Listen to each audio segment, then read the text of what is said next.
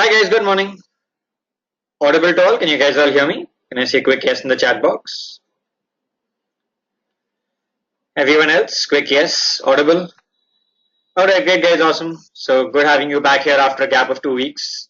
And hope you guys had a great last couple of weeks and a great Diwali as well. And hope you also used that extra week that you got to finish any tasks that you had or go through any specific sessions that you wanted. So do any of you have any questions from any of the previous sessions? Anyone with any questions from any of the previous sessions? Can I see a yes if you do? Okay, I'm assuming everyone's clear, or if you do, then you can keep it noted and we'll take it in the Q&A towards the end. Don't worry, we will not close the session until all your questions are answered. So, great guys, so let's get started with what we have lined up for today. So we'll first look at LinkedIn marketing, then we'll look at social media marketing tools, and we'll close with a 10-step framework to crafting a successful social media strategy, right? Awesome. So before we get started with LinkedIn, quick question for you guys. Is there anyone here who has never signed up for LinkedIn? Anyone here who has never signed up for LinkedIn? No, I'm assuming everyone has a LinkedIn profile. All right, all have a LinkedIn profile. Awesome. Next is, how many of you are active LinkedIn users? When I say active, how many of you have checked your LinkedIn at least once in the last couple of days? How many here are active LinkedIn users? Okay, Harsh, Bhavani, Abhay. Rest of you, anyone else active on LinkedIn? Atrey as well. Okay, some of you are. Rest of you, I'm assuming, are not very active. So, as we always do with every platform, we'll first analyze the platform, understand the nature of the platform, the characteristics of its audience. Because as I've always told you, before you start marketing on any platform, you first need to understand the platform. Only then you'll be able to market well enough. So like we've done for all the platforms we've discussed so far, we'll first understand what LinkedIn is all about and why do LinkedIn active users keep going back. Because as marketers, you need to understand why users keep going back to a platform, and then you give them what they come there for. So you feed that why with the content that you create. Okay, great guys. So what do active users go back to LinkedIn for? So all of you are active and those of you are not active as well. Why do people go back to LinkedIn? What brings people back to the platform? Why are users active on the platform? Job opportunities, all right. Job says Bhavani and Kunal. To connect says Piyush. Technical update says Bhavani, all right. Networking says Kunal, all right. What else? Why do people come back to LinkedIn? People of the same interest, okay. Her says articles, news and updates that are actually useful for you. Yeah, basically industry updates, technical updates like Bhavani said as well. All right. Ishita says jobs, networking, and to read industry updates. Perfect. So I think that sums it up. Let me sum it up for you guys. So as you know, LinkedIn is the world's largest professional social network, and users come back to LinkedIn for multiple reasons. So they come back. One is to connect with other professionals, like you said, like all of you said, professional networking. So you want to connect with other professionals in the space. You then also, a lot of people come for career advancement, to look for jobs, advance in their careers, right? Switch roles. And the third one, as a lot of you again said, is to stay updated with what's happening in the industry updates, industry trends, right? Any stats or even, let's say, new strategies. Basically, what all is happening in your industry, like Harsh said, articles, news, updates that you find useful for you. So these are the key reasons why people come to LinkedIn. And like we said, it's a professional social network. Now let's look at some statistics on the effectiveness of the platform. And by the way, I'm just going to turn off this webcam. Now we'll turn it back on in the end so that we don't have any bandwidth issues during the session. And like I always joke, you don't have to look at me for the next few hours. I'll save you that. So,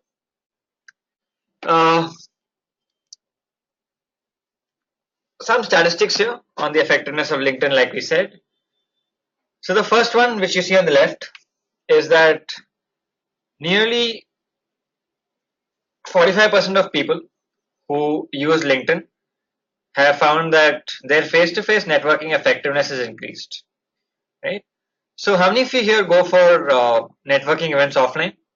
How many of you attend offline networking events, conferences, seminars, where you connect with people, exchange visiting cards, business cards? Some of you do. Yeah. So when you meet someone at an offline event, it's just Harsh, anyone else? Nobody else goes for offline events where you network with people? Some of you do.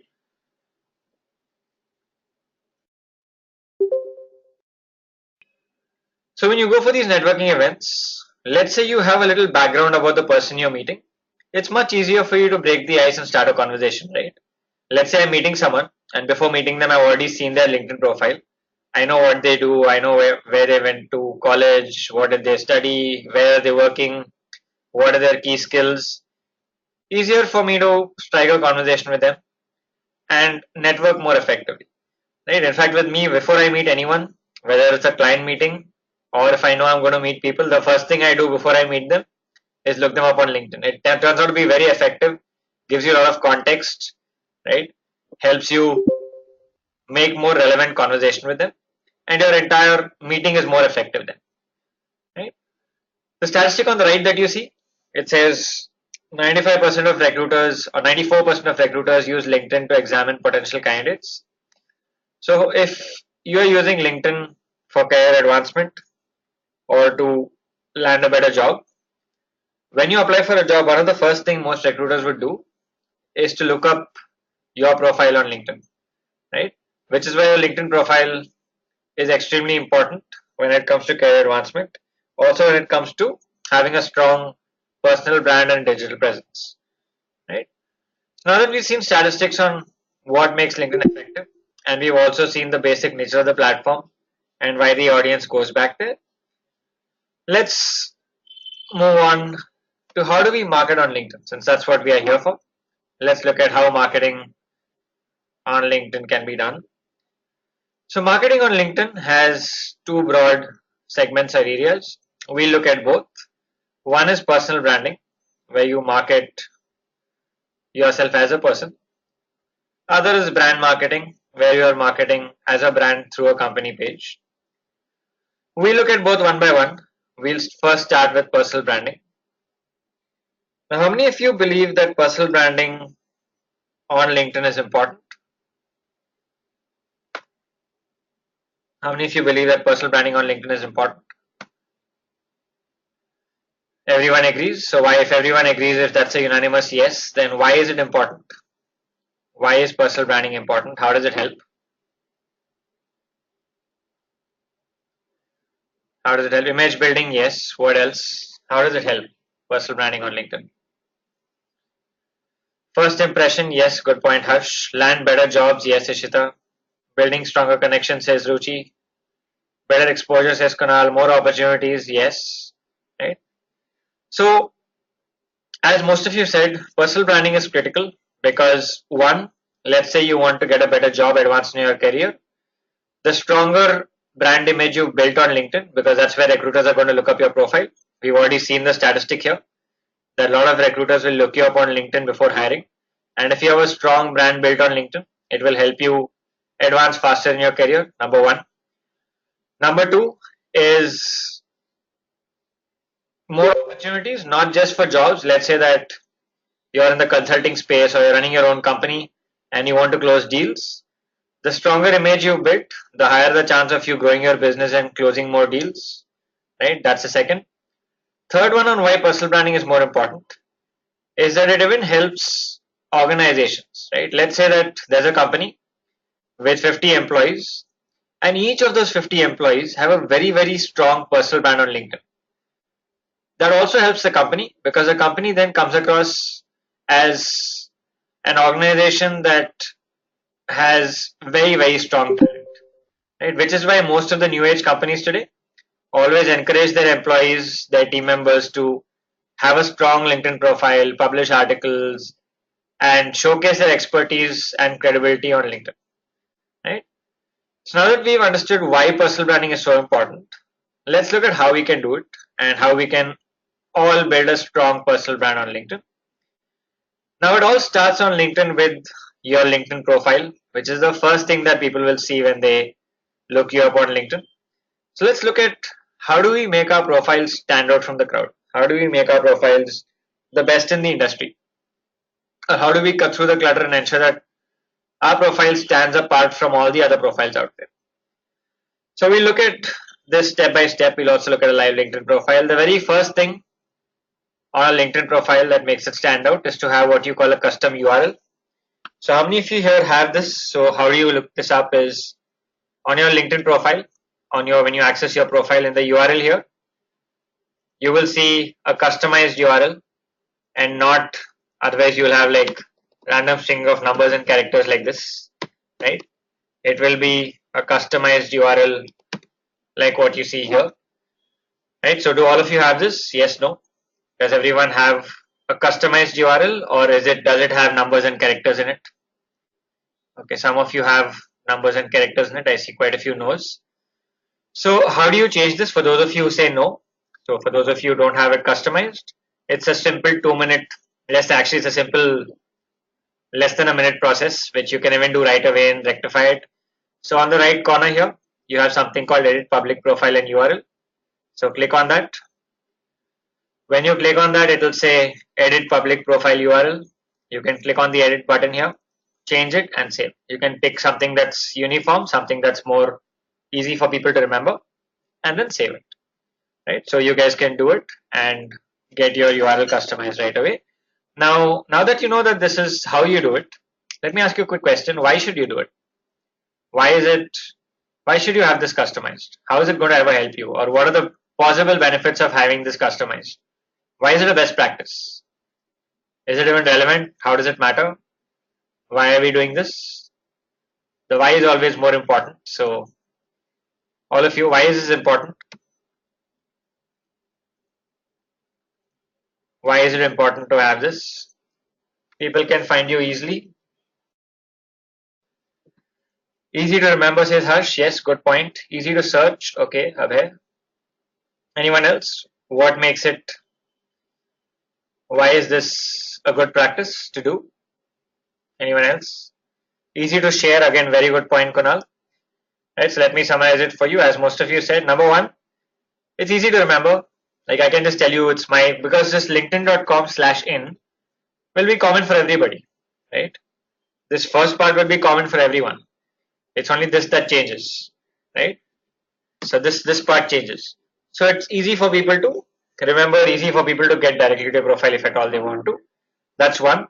Apart from that, even more important is when you're putting, let's say you have a CV, you're applying for a job and you want to put your LinkedIn profile there. When you put a profile URL like this, it looks much neater than putting a profile URL with that random string of numbers and characters, right? Not just on CVs, some people also print their LinkedIn profiles on their business or visiting cards. When you print on your business card, again, it looks much neater when it's like this. When you have a customized URL, it looks much neater when you print it anywhere, whether it's on a business card or on your CV, looks better.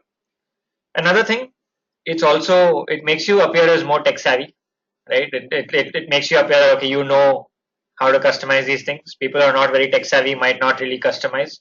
And especially if you're in the digital space, it's very important to be tech savvy, right? To be new adopters of technology, right? So when you do this, it also makes you appear as someone who's tech savvy and knows how these things work. So that's why it is important. What if the URL is taken? Then you have to, if you have a very common name where your URL is taken, then you have to probably maybe try a number, maybe add, like, let's say at the end of your name, add a specific number, or maybe try using a underscore if it allows you, try using different combinations, try using a hyphen if it allows you, right? So try that out. Go ahead, Kunal. If your name is quite common, then there's a good chance the URL will be taken. Okay, great. So let's look at a LinkedIn profile and see what are the other best practices.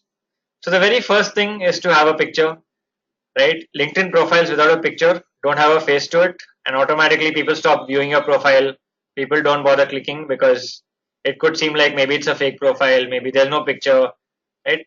Profiles with pictures with a good headshot always get a lot more views than profiles that do not have one. So I'm assuming this is something basic. Does everyone have this? I'm assuming everyone does. Everyone has a good headshot on your profiles, all of you. Yeah, okay, that's the most basic thing to do. Okay, if you don't, then always then get one. Right? If you don't, then always good to have a good headshot of yourself here. Right. Next is this background image that you see here. Again, not something that most people do. If you have a good background image, always put it here. This is again, see, we need to look at things, do things that nobody else is doing. When you do things that lot or few others are doing, you automatically stand apart with those select few, right? So not many people upload or have a background image. If you have a good background image, always good to upload it. It makes you, again, makes your profile stand out from the crowd. So if you have anything that you think should be a good background image to have, always put it up there. Then of course, always ensure all your sections are complete. So you have a summary section here. Ensure all your sections on the profile are up to date. Don't leave any section not filled in. So whether it's your summary sections or your uh, experience sections, fill up all your sections, right, in as much detail as you can. While filling it up, keep two things in mind. One is nobody likes reading large paragraphs, so avoid large paragraphs. Large paragraphs make it very boring.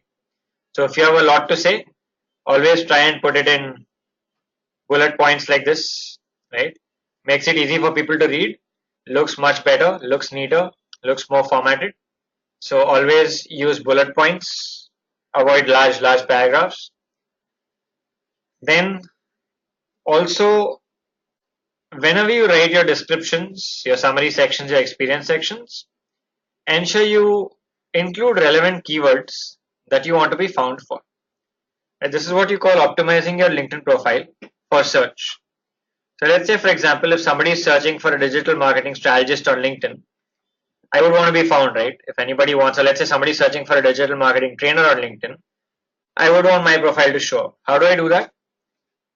So I will include relevant keywords like this in my text. So there's digital marketing strategist. So you will include all these relevant keywords in your text, right? So wherever you can include those keywords. So then your profile has a higher chance of showing up on LinkedIn when somebody is searching for you, your role, right? Then another thing which helps you stand out from the crowd is to add not just text to your profile, but to add images, slide shares, videos wherever you can, right? So if you have images, slide shares, videos that you can add, always good to add these, right? Again, it makes your profile stand out from the crowd. You have slide shares, any presentations that you've done, right? Any videos that you have, any good images that you have will add to what you've already given in your profile, right? All that is something you would add to make your profile stand out. Okay, apart from this, you also have a skills section, right? So it's always good to add your skills here because these also enhance your profile. These act as keywords that again help your profile being found when people are searching. So all the skills that you possess, you can add them here. And endorsements is basically other people saying that you have the skill.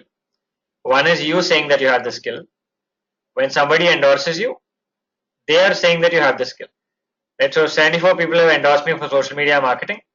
It means that 74 people are saying that I have this skill. So it gives social proof, right? So that's important again. If you can get your colleagues, your friends to endorse you, that also helps.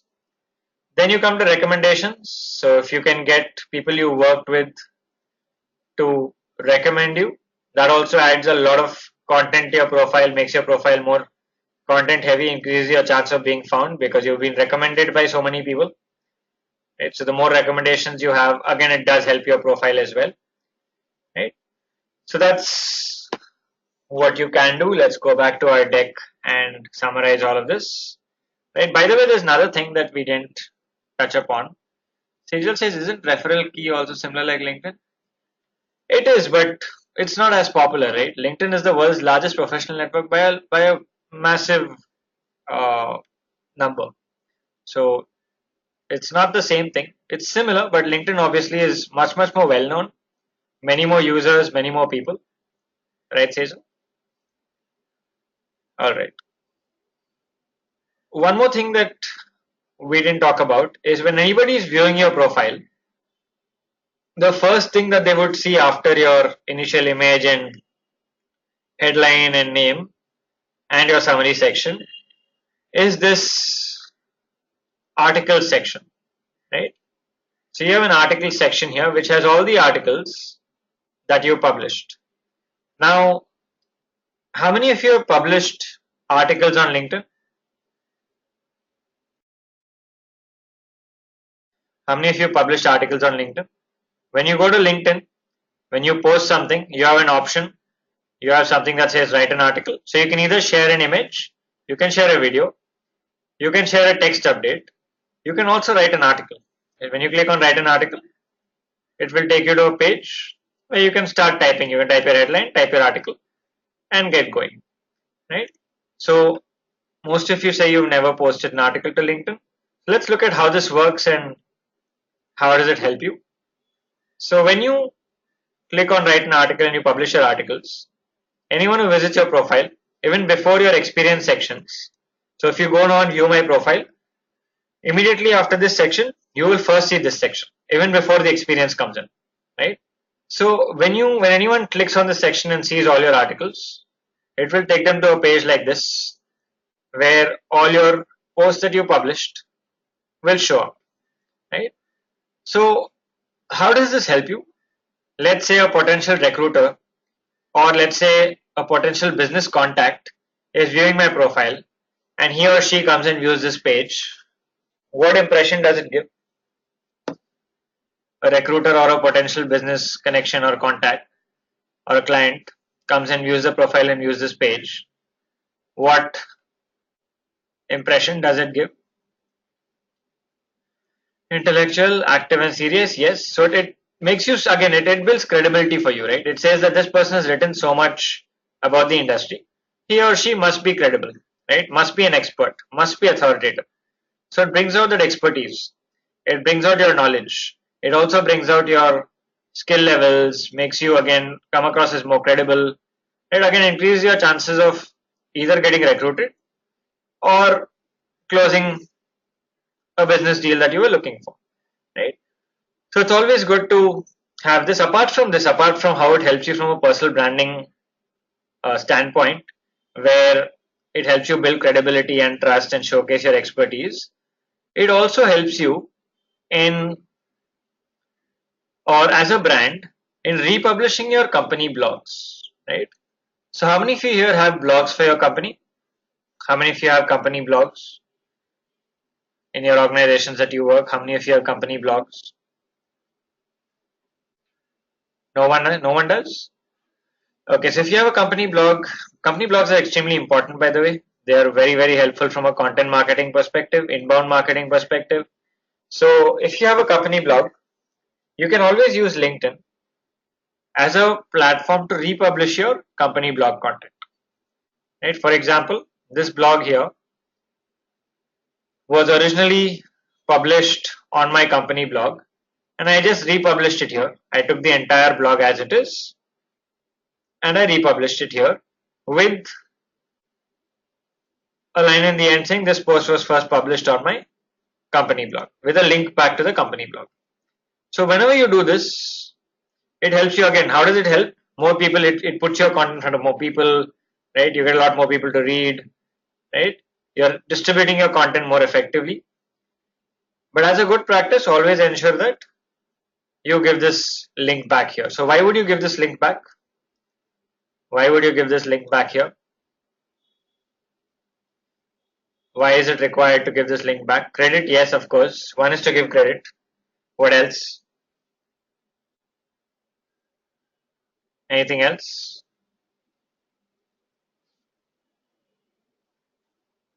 Plagiarism, yes, it kind of says that this is originally published here and it's just a republish version. Legality is alright. Prevent legality is fine. Branding the company back, yes, Balaji. Good point. Anyone else? Anything else? High authority link, yes, Priyanka, good point. So, three things here. One is giving this link back tells Google that this content is not duplicate, or any search engine for that matter, that this content is not duplicate, it has only been republished for distribution purpose and the original article is here. That's one. So that's the credit. Second thing is people might click and go to your company blog. You won't get too many.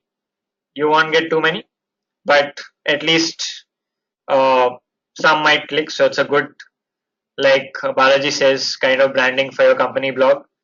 And the third one is it's also a backlink from here to your company blog. So backlinks, those of you who've done the SEO module will understand it. How many of you have done the SEO module, by the way? How many of you have already done SEO? So Bhavani has done. Anyone else who's done SEO already? SEO, not SEM, SEO. Okay, those of you who've done SEO will understand this. Those of you who have not, when you do the SEO module, you'll understand what backlinks are and stuff. So wait for the SEO module, you'll get it there. So this also helps you with a backlink to your site. It also does not get considered as duplicate content, Bhavani.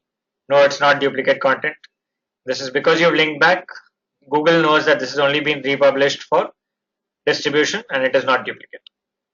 Right? So these are the benefits of publishing an article from both a personal branding perspective as well as from a brand marketing perspective. Right? So let's go back and summarize on the deck. So we've already seen this. Like I said, publishing articles, we saw how it is helpful. So we said it builds credibility for you from a personal branding standpoint, also showcases your industry expertise, and can be used as a distribution channel to promote your brand blog content. Right?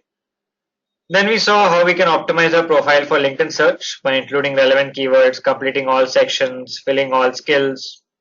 Right? This is another thing. So how many of you logged into LinkedIn with your personal email IDs? How many of you are logged into LinkedIn with your personal email IDs? Most of you are, right? So how many of you also connected your official email IDs to LinkedIn? How many of you also connected your official email IDs? So it is always a good practice to have it connected, because if it's connected, then if people are searching for you based on your official email ID, it's easier for them to find you. So how do you do this? Just go to your LinkedIn profile, click on this little image of yourself in the top right corner, click on settings and privacy. Then you have email addresses here, add or remove email addresses.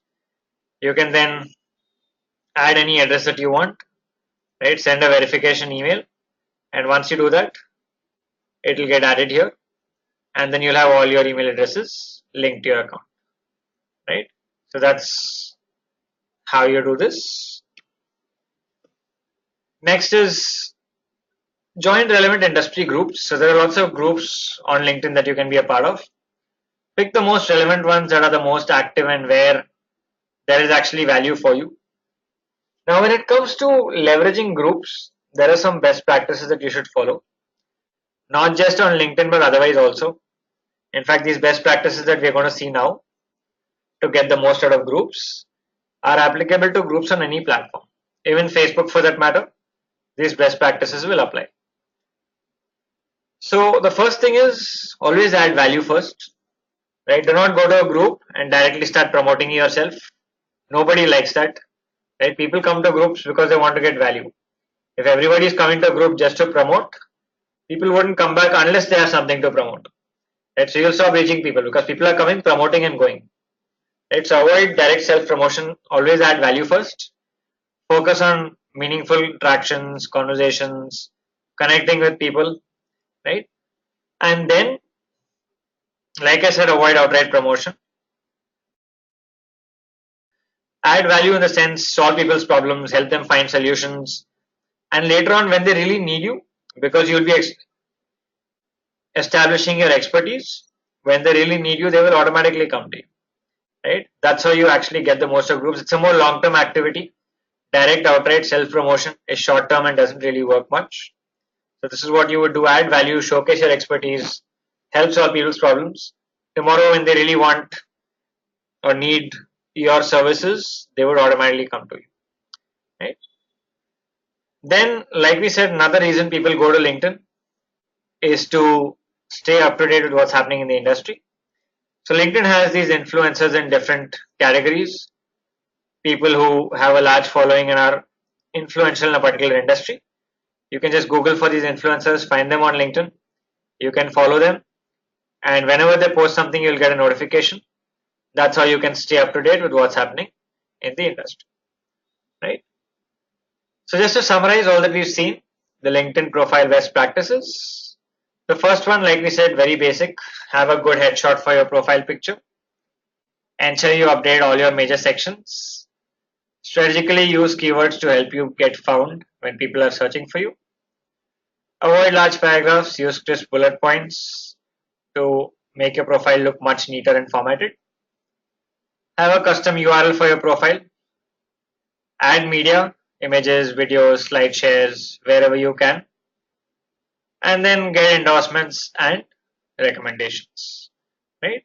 So this is the summary of your LinkedIn profile best practices. So those of you who don't have all of these, how many of you already have all of these? How many of you already have all of these? Like anyone with all 7 in place, all these 7 points? Anyone with all 7 in place except media? So Abhay says everything except media. Anyone else? Okay, Bhavani also everything except media. Right? Balaji says everything's in place. So great, that's awesome. So those of you who don't, one of your tasks for today, right? So please go back today, finish it today itself. It's a good thing to do it right today. After the session, it won't take you very long because most of you will have some things. You'll only have to add a few more. So ensure that you do all these and make your profile stand out from the crowd, right? That's something that I know it's a Sunday, but still, if not, if you can't do it today, at least do it tomorrow morning, right? Great. So now what we've seen so far is how do you optimize your profile to stand out from the crowd on LinkedIn? Build a strong personal brand using your profile. We've seen all the best practices, summarized it together. Right? We've also seen how publishing articles helps you not just from a personal branding standpoint, but also from a brand marketing standpoint. Right? So is everyone clear until now? Any questions until this point? Everyone's clear? Can I say a quick yes? If yes, we'll move on. Yeah. All right, great, awesome. Everyone else? Rest of you guys, come on, quick yes. If yes, we'll move on. All right, great. Bhavani, just coming to that question, Bhavani. Hang on for 5 minutes. We'll come to that. We're coming to it anyway. Okay. All right. Great. So let's move on to something called LinkedIn Advanced Search, which again helps you both from a personal branding perspective or a personal use perspective and a brand perspective also. So has anyone here used Advanced Search on LinkedIn? The LinkedIn Advanced Search functionality? Has anyone used the LinkedIn Advanced Search functionality before? No? Alright, so let me show you how this works and how you can use it both personally as well as from a business perspective. So let's go to the live tool. Let's go to LinkedIn. So on LinkedIn, when you search, you have a search bar obviously here. When you search, right? So let's say, for example, let me give you a scenario here on how you can use it personally also. Let's say that I want to switch careers, right? Or no, I want to advance in my career. I'm looking for a new job and I have this dream job list of dream companies I want to work for, and let's say a list of dream jobs I want. So let's say I realize I want to go work with Facebook, right? So what I can do in this case, there are different ways to apply to a company, right? One is you could go to their website and drop your CV. Other is you could look on job portals and apply from there. And the third thing is you can always find someone you know at the company and ask them to refer you. So which of these three is generally the most effective when it comes to jobs? Obviously referrals. Obviously, right? Referrals always work really well. Someone you know in the company refers you. It comes with a much stronger uh, thing than someone picking you out from, let's say, a job site or a job portal or just plain from your CV, right? So let's say, for example, I want to work at, let's say, Facebook or any other company for that matter. So what I will do is I will just use search and I will say people who work at Facebook. So I want to see, do I know anyone in my network who is working at Facebook currently? So when I run this search here, I can see there are 24,000 people who either currently work with Facebook or who have worked with Facebook in the past, right? So now on the right here, I have a whole set of advanced search filters. The first one is filter people by first, second, and third degree connections. So is everyone here familiar with what's a first, second, and third degree connection? Is everyone familiar? If anyone's not, let me know. What is a first, second, and third degree connection on LinkedIn? Okay, I see a few no's. So on LinkedIn, if you're connected to someone, they're a first degree connection, right? Let's say that it's like a friend on Facebook, right? A first degree connection on LinkedIn is like a friend on Facebook, right? A second degree connection is like a friend of friend on Facebook, right? So there's one person in between. Let's say that I am connected to Kunal, Kunal's connected to, let's say, Tejas. Then Kunal is my first degree connection. Tejas is my second degree connection, right? Third degree connection is a friend of friend of friend. There'll be two people in between, right? So that's first and second, third degree connection. Is everyone clear with this? How did you go to advanced search? I just searched. So you run any search on LinkedIn, it'll automatically take you to this page. Just run any search on LinkedIn and you'll automatically come to this page with the advanced search filter. Any search, you just run any search and you'll come here. Okay. Alright, so okay, so is everyone clear with first, second, third degree now? Those of you who are not clear, what is the first, second, third degree connection on LinkedIn? Those of you who said you were not clear, are you clear now? Rest of you? Yeah? Okay. So one thing that you should remember is that you can only message your first degree connections on LinkedIn, right? You can't really message a second degree or a third degree connection, right? For example, let's take somebody from here. So let's take this person. This person is my first degree connection. So you can see here it says first, right? So I can message him from here, right? But if I take someone like this person is a second degree connection, if I click here, right? You see it says second degree connection. I don't have a message button, right? I have an in-mail button. I will come to in-mail shortly. I'll come to this shortly. I can only connect, right? I don't have a message button, right? So the only way I can message him is I can connect and send a message in the connection request, or I can connect, wait for him to respond, and only then I can message, right? That's the difference between a first degree connection where I can message directly and second I cannot. In the free version of LinkedIn, that is. In the paid version you can, and we'll come to that, Sejal. We'll come to the paid version. In the free version, you cannot. In the paid version, there's a lot more that you can do, and we'll come to that, right? Okay. So now, let's say now what I want to check, I can also, by the way, I can use the advanced search filter by using keywords, filter by people who are connected to somebody. Let's say I want to try and see if somebody is connected to a close friend of mine who I can then reach out to and tell my close friend that you talk to this person and get me to get referred in Facebook. So I can check by location also. If I want to check Facebook India, I can check Facebook India, Facebook in the Bay Area, I can do that. Right? I can see past companies, industries, all these filters are here. Language, interests, right? Schools that they went to, all of this is here. Right? Now let's say I first want to see first degree connection. I can click first. So it will now tell me I know five people who are currently working in Facebook, right? So I know these five people who are connected to me who are working at Facebook. And I can then, let's say I know some of these really well, I can always reach out to them and I can tell them, hey, I'm looking to make a job switch and would you be able to refer me to the hiring team at Facebook? I can drop you my CV and would you be able to send it with a referral, right? So this is just one example. You could use it in so many ways. This is just one way of how you could use this to find people from a personal advancement job search perspective. As a brand, LinkedIn Advanced Search is a great way to find leads, especially in the B2B space, right? So again, how many of you here in B2B? B2B businesses? How many of you are in B2B? Harsh, Rank, anyone else? B2B? Two of you alone? So if you're in the B2B space, then LinkedIn Advanced Search is a great way to filter and find potential business contacts, right? Especially lead generation for B2B. You can search exactly, let's say you want to reach certain companies, you want to search for specific people in specific companies, people in specific industries, specific roles. All that can be done by using the advanced search functionality.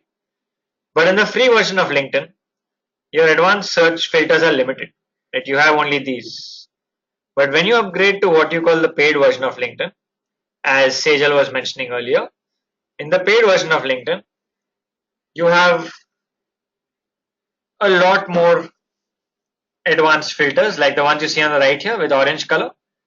You can filter by groups they are part of, how much experience they have. Right? Let's say you want to reach out to someone in a company who has a lot of experience there in the company when they joined also. People who have stayed longer in the company have a much better or much more power to make decisions, to close contracts, to close deals.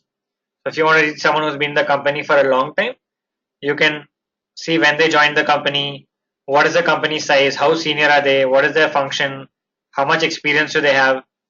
All these advanced search filters, right, come only when you upgrade to what is called LinkedIn Premium, right?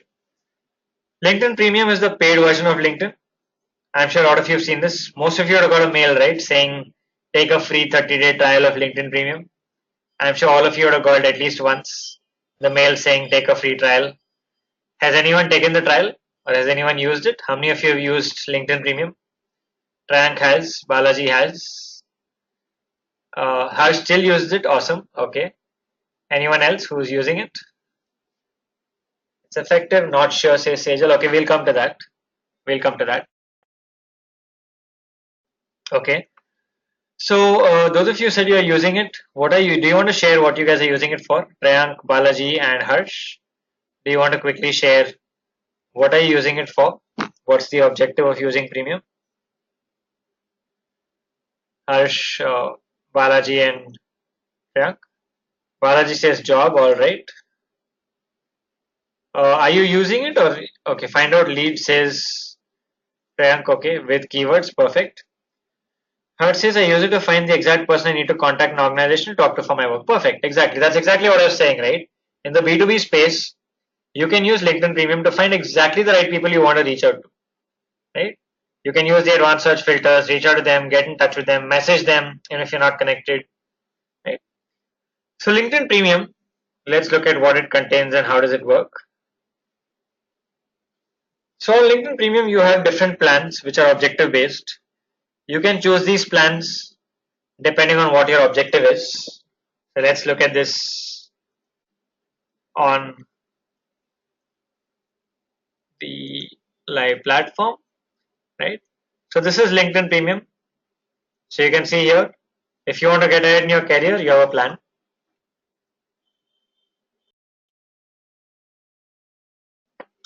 If you want to grow your network, you have a plan, right? If you want to get leads, you have a plan. If you're into recruitment and you want to hire talent for talent acquisition, you have a plan. So depending on what your objective is, you can choose any one of these. So like Harsh says, if you're a job seeker, you can choose this plan. And I'm assuming this is what you chose, Balaji. Did you use this one? For your jobs, did you use this plan? Balaji said he used it, so did you use this one? So if you use this one, then You stand out, get in touch. It helps you, like Harsh says, it helps you improve, move your profile up in the list, stand out, right? Help you get in touch with recruiters. This helps you again reach out to specific professionals. What helps most in the B2B space, especially, is this LinkedIn Sales Navigator, right? Which is a sales plan, helps you generate leads, gives you a lot of benefits. So let's see what benefits are there. So the first thing is you get about 20 in-mail messages, right? So at this point, let's understand a little bit about in-mail, right? So what is in-mail? In-mail is nothing but messages that you send on LinkedIn. LinkedIn calls it in-mail. So if you want to message someone on LinkedIn, LinkedIn calls those messages as in-mails, right? Now in-mails can be really effective. So let's take an example. Let's say that you want to reach out for your business, you want to reach out to a CEO of a company to close a contract. Now this CEO, there are different ways you can reach out to him. Let's say that he or she has an email and he or she is also on LinkedIn. So you have two options. You have their email ID, you can send them an email, or you can send them an email on LinkedIn. Now, let me ask you another question here. What do you get more of every day? Do you get more email or do you get more in-mail? Do you get more email on a daily basis or do you get more LinkedIn messages on a daily basis? What do you get more of? Obviously email, right? We all get a lot of email, but how many messages do you get? Barely like 2-3 a week. That's about it. Maybe less, maybe more, depending on who you are and what you do. So the CEO that you want to reach out to must be getting a lot of email every day, right? He's a CEO, must be flooded with his email inbox. If you're going to send him an email versus sending him a LinkedIn message or an email, which one do you think has a higher chance of being seen and opened? The email or the in-mail? Which one has a higher chance of being opened and seen? Obviously the in-mail, right? Because he gets fewer in-mail, the chance of him or her opening that in-mail are much higher than them opening the email, because they'll see like, I don't know this person, why should I even care? I have so much email, why should I open it? That's one. Second thing is, even after they open, in an email, there's only so much you can say about yourself, right? How much can you talk about yourself in an email? They'll read, they're very busy people, right? They'll read 2 lines and leave it. In an email, you don't have to say so much about yourself, because all they need to do is they can quickly click on your LinkedIn profile. In less than a minute, they can skim through it and see if they really want to reply to you or not. Right? They'll quickly know who you are, what you do, where you come from, and then they'll make a decision of whether I should reply or not reply. Right? So in-mails tend to be quite effective. And with the LinkedIn premium version, you can in-mail anyone even if they are not connected to you. So I can send a message to second degree connections, third degree connections. Does not matter if they are connected. Right? That's the first benefit that you get from the LinkedIn Sales Navigator. Then you have sales insights. So you get insights on your leads, right? Let's say you have a potential prospect and you want to see what he or she is up to. So you want to follow them for some time so that you can see their activity and then accordingly craft a or start a relevant conversation with them. You can craft a better message. If you just follow a prospect for 10 days, you see what are they reading, what are they sharing, what are they liking, you can craft a more relevant message for them. So in the normal scenario, in the free version of LinkedIn, you can only see updates from people you are connected to, correct? You can't see updates from people you are not connected to. With Sales Navigator, you can see updates from people you are not connected to also. You can say, I want to see this person's updates, and LinkedIn Sales Navigator will show you what they're up to, what are they doing, did they switch jobs, right? Is their company growing, right? What are the changes in their company? What are they liking and sharing? What are they talking about? Did they publish an article? All of this you'll be able to stay up to date, and then you can have better conversations with them. You also get access to all the advanced search features that we talked about here. So these advanced search features, filters that you don't have in the free version, You get access to all of that. You can also see who's viewed your profile up to 90 days. In the free version, you can only see for the last few days and a limited number. You can see it completely here. In the free version, you can only view complete profiles of first degree connections. Third degree connections, you will not be able to see full profiles, but with the paid version, you can. And then it gives you a whole dashboard where you can save your leads, right? You can find the right people. You can manage and see who you reached out to. So it gives you a complete lead management dashboard, right? So all these features make it a great tool for, especially for B2B lead generation. Now, how much does it cost? So it costs about 5,000 rupees a month, right? Which is about 60,000 rupees a year. Now, for those of you in the B2B space, and for those of you who are not, what is the average ticket size of a contract in B2B?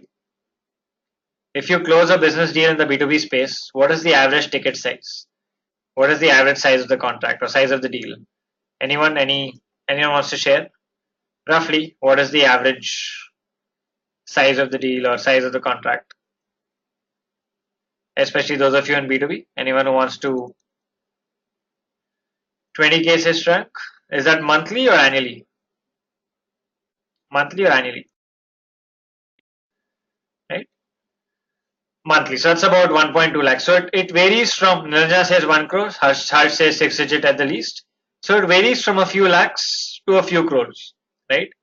So it can be like a few lakhs a year to a few crores a year. Now, if you can use this tool and if you can even close like 2 or 3 in the whole year, right? If you can even close 2 or 3 contracts in the whole year, you will still make a fairly decent to a good return on the investment that you're putting here. Which is why in the B2B space, provided it is used right, no tool will work if it's not used right. Right? That's something you should all be very clear about. A tool is only as good as the person wielding it. Right? Any tool is only as good as the person wielding it. Right? If you know how to use the tool really well, you will get better results than someone who's not using it well enough. Right? So provided you use it correctly, it can get you really good results. Right? Okay. Great. So that's what you have with LinkedIn Premium. So is everyone clear with advanced search and premium? Any questions on advanced search and premium as of now? Is everyone clear with advanced search and LinkedIn Premium? Yeah. Great. So let's move on to the next topic, which is how do you market as a brand? Right. So far we've seen marketing as a personal branding. We've also seen how you can market as a brand by using articles that can be republished, by using advanced search for B2B lead generation, using LinkedIn Premium to help you generate leads in the B2B space again. Right? So as a brand, you will first have something called a company page, which is your business presence on LinkedIn. So how many of you here already have company pages? Can I say a quick yes? How many of you already have company pages on LinkedIn? Priyanka does. Anyone else? Nilanjana does. Anyone else? Bhavani too. Right? So those of you who don't, you should remember one key thing. Basically, creating a company page is very simple. It's like creating any page on any other platform. It's like creating a Facebook page. Only one thing you should remember is you cannot create a LinkedIn company page with a Gmail, Hotmail, Yahoo ID, etc. Right? No personal email IDs are allowed. You have to have an email ID on your company domain. Right? So if you, let's say if you're Flipkart and you want to create a company page for Flipkart, you have to have an email ID saying your name at flipkart.com or sales at flipkart.com or marketing at flipkart.com, something like that. Until you have your email address at the company domain, you will not be able to create a LinkedIn company page. Right? Alright, once you create a company page, so this is what it will look like. So let me take you through a LinkedIn company page and let's see what it looks like. So this is the Tata Docomo Business Services company page on LinkedIn.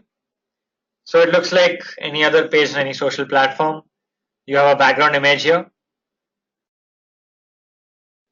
You also have this DP, which is the company logo, the profile picture. Then you have an about section where you have about the company. You have the company details, founded, how many employees, right? Then you can see all the recent updates. So you can see how many updates they have. On each update, you can see the engagement they've got, how many likes, how many comments, right? All that is visible here. So this is a company page that I don't manage, right? So let's look at the difference between a company page I manage versus a company page that I don't. So this is a Digital Vidya company page, and I manage this page. I have admin access to this page, which is why here I will see this admin bar on top, right? I see this admin bar here. I don't have this admin bar on the Tata Docomo page, right? Here I have an admin bar. Apart from the admin bar, I can also look at, for every post that we've done, how many impressions are we getting, what is the engagement rate, right? What are the clicks, social actions? All this I cannot see for Tata Docomo. I can only see the number of likes, comments, and shares. I can't see the impressions, engagement rate, right? All this I can see only for posts that we have done in this case, yeah, right? So just like any other page on any other platform, LinkedIn also gives you analytics. So we've seen Facebook Insights in detail in the very first week. In the second week, we saw Twitter Analytics. So LinkedIn Analytics, you can click here and you will see for your LinkedIn page, you have three drop downs. The first one is visitors. So you can click here. You can see all the people who visited your page in the last up to, let's say, 1 year. So you can see monthly, yearly, 3 months, 6 months. So it will tell you how many people have visited your page in the last 6 months, right? You can also see which country are they from, right? So you can see which country are people visiting your page from. There's India, US, UAE, UK, Australia. You can see who are the people who are visiting your page, which industry are they from. So you can see most of them are from IT, marketing, internet, software, education. Then you can also see seniority. So 31% are senior people, rest are entry level managers. Right? You can get that from here. Then you can also see your updates, which is important. So you can see all the updates that you've done in the last, let's say, 15 days, 1 week, 1 month. You can see how many impressions you are getting organically on a monthly basis. So in September there were 32,000, or in August there were 36,000 organic impressions. September there were 32,000 organic impressions. You can see how your organic impressions growing. Are they coming down? How are you performing? Right? What about likes, comments, and shares? What about clicks? How many people have clicked? So the clicks are at a peak. So this means that you're doing a good job at your marketing, because more and more people have started clicking on your posts. So this is the all-time high in the last 1 year. So this means you've probably been doing a good job at LinkedIn marketing, because let's say in November last year there were 270 organic clicks, and in September this year there were 550. So that's a double in the number of people who clicked on the page, on your links basically, or on your posts. Then you can see you can see the growth for likes, comments, shares. You can even see followers, how many followers have been acquired, right, in the last 12 months. That will also show in the followers tab, by the way, right? Then you can see engagement for every update. And by the way, Ruchi says this is available only for pages that we create, or even for personal profiles. No, it's not. Analytics are only for pages, not for profiles. Just like Facebook. So when on Facebook, right, you don't have analytics for your profiles, no? It does not tell you the reach of your post as a person. Only for pages you have it. Likewise, even on LinkedIn, you have it only for pages. Right? All right. So then you have your updates engagement. So for every update that you've done, you can see how many impressions you got, how many clicks you got, what was the click-through rate, what was the engagement rate. Again, this helps you in analyzing which content is working for you, which content is resonating with your audience. So you can see which is getting you more engagement. It'll help you understanding what worked for you, so you can do more of it, and what didn't work, so you can stop doing it. So like I've always told you, analytics are pointless if you don't draw insights. It will just be pure numbers with no insight if you don't sit, analyze, and figure out how you can use this data to make your marketing better. Right? So you'll actually come, look at your updates, see what's working, what's not working. Whatever worked, you do more of it because you know, okay, this kind of content is working, getting more engagement, more impressions, more click-through rates. Let's do this more.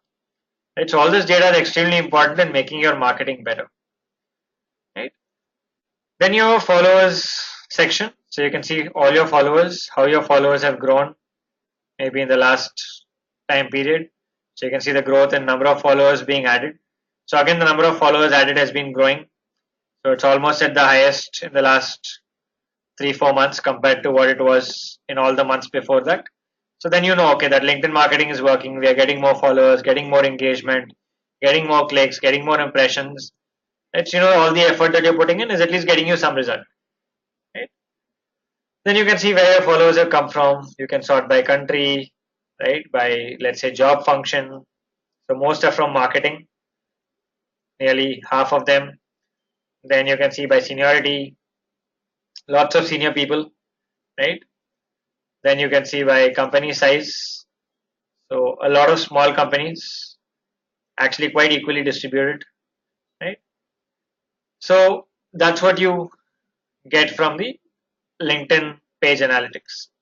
It's not as comprehensive as Facebook. All of you will remember how comprehensive Facebook was. Facebook has the most comprehensive analytics as compared to any other platform out there, social platform. LinkedIn is not as comprehensive, but nevertheless gives you enough data for you to figure out if your LinkedIn marketing is moving in the right direction. Right? All right. Great. So coming back here, we've seen analytics. We've seen a live demo of company pages and analytics. So any question on any of these two? Pages analytics? Any question? If not, can we move on to LinkedIn ads? Can we move on to LinkedIn ads? Yes. We'll take a break at 11:30, Priyanka. After we finish the LinkedIn section, we'll take a break at 11:30. Right? Okay. Any more questions, guys? The rest of you? Okay, great. So let's move on to LinkedIn ads. So have any of you run LinkedIn ads before this? Have any of you run LinkedIn ads before this? No? None of you? Alright, so let me take you through LinkedIn ads and how it works. Right? So on LinkedIn, you have different types of LinkedIn ad products that you can use. Through the self-serve ad tool on LinkedIn, you can run something called text ads, sponsored updates, and sponsored email. I will show you examples of these on the live tool, on the live platform. And then if you want to run any of these two, which is premium display ads or dynamic ads, these are not available in the self-serve ad tool. You will have to reach out to LinkedIn directly and get it from them. For these bottom two, for the first three, you don't need a minimum budget commitment. For the bottom two, you need a minimum budget commitment of at least 2 to 3 lakhs a quarter. So if you have 2 to 3 lakhs a quarter that you're spending on LinkedIn alone, then you can request for these two. For the first three, you can do it through the ad tool with no such minimum budget commitment, right? So let's see how this is, what these are and how these work. So what you see on top here is a text ad. Then this one is a sponsored update. And this one is a display ad, right? A premium display ad. So let's look at all of these and how do you create it on the platform. So first,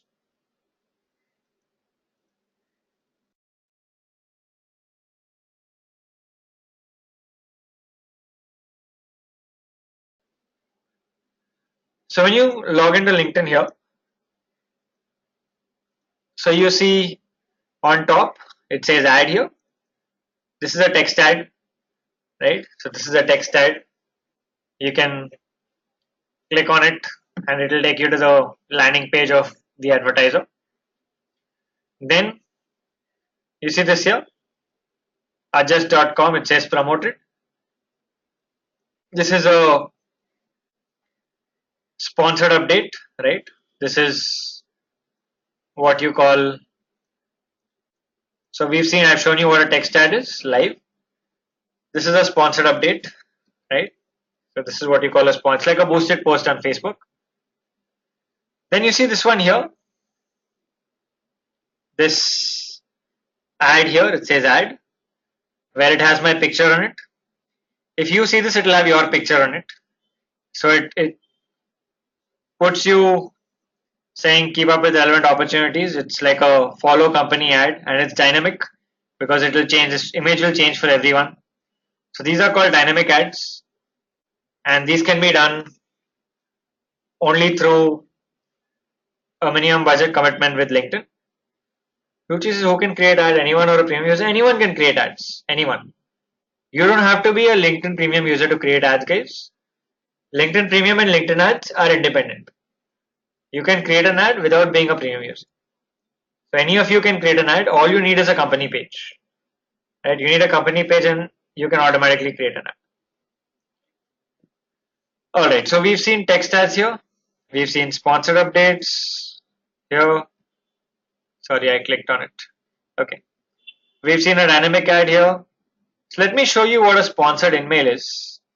Have any of you received sponsored emails? How many of you have received what you call a sponsored email? How many of you have received a sponsored email? Anyone who's received sponsored emails?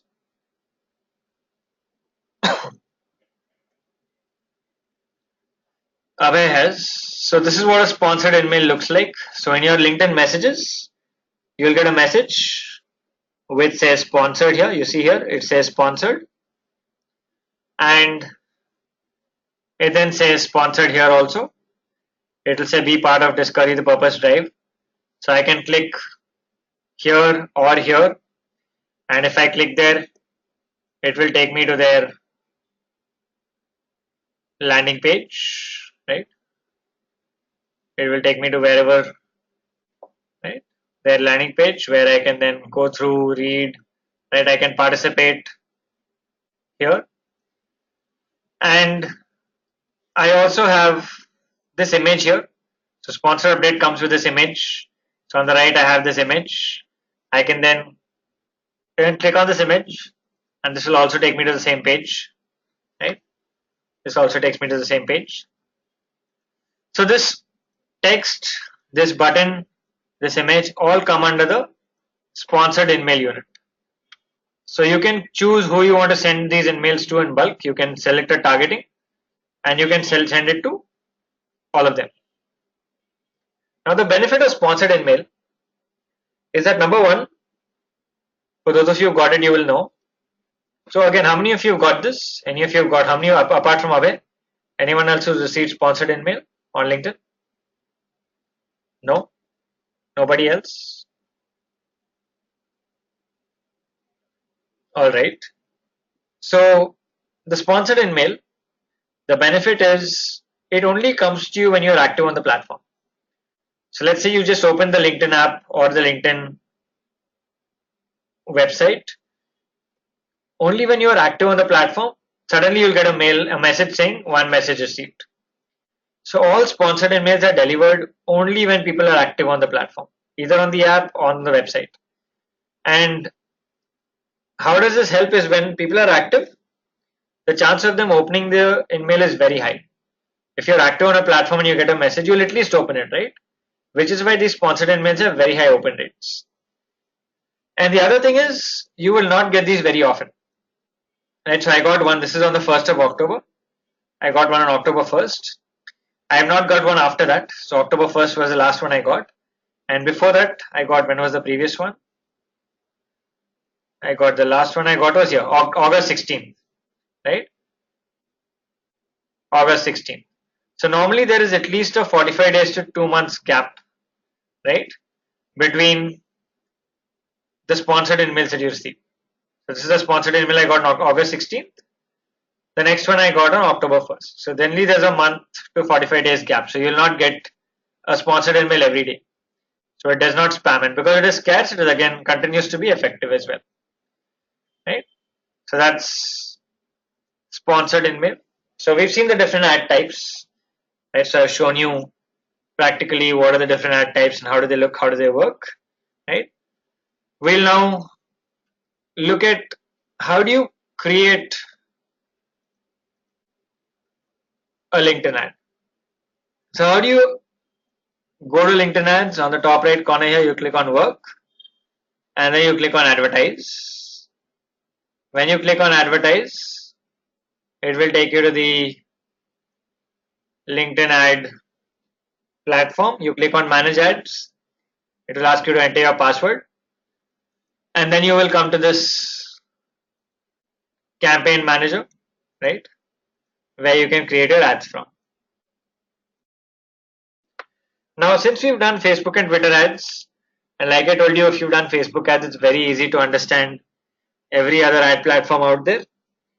So what are the 3 steps to creating a Facebook ad? Again, quick knowledge check for you guys. By now you should be very, very quick at this. What are the 3 steps to creating a Facebook ad? What are the 3 levels? Campaign ad set ad, yeah. So the campaign level, what do you choose? The campaign level, what do you choose? Excellent, Kunal and Harsh. Yeah, objective, perfect. So the campaign level, you choose your objective or your purpose. And at the ad set level, you choose your schedule and placements like Bhavani said, but you choose your target audience, yes. Target audience, budget, bid, schedule, placement, right?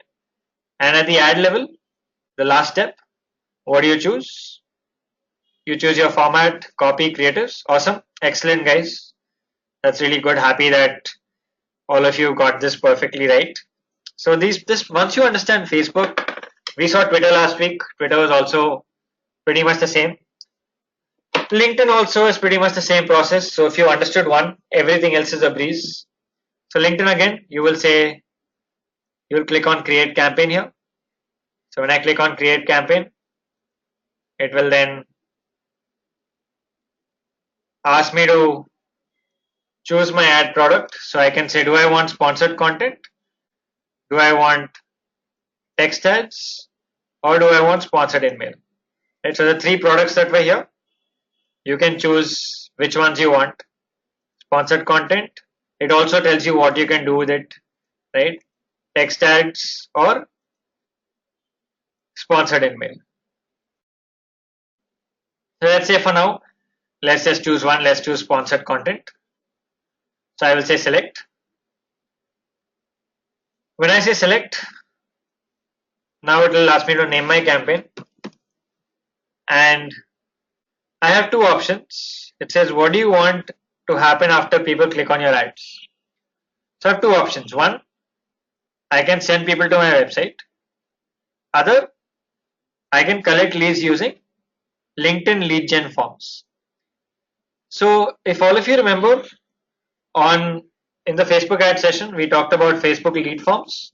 All of you, everyone remembers Facebook lead forms. You click on the Facebook ad, form opens on Facebook, it is pre-filled, and you can quickly submit on Facebook itself without going to an external website. Yeah.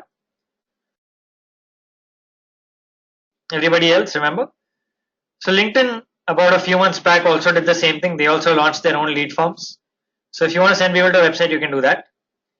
Or you can just choose to use LinkedIn lead forms. Form will open on LinkedIn.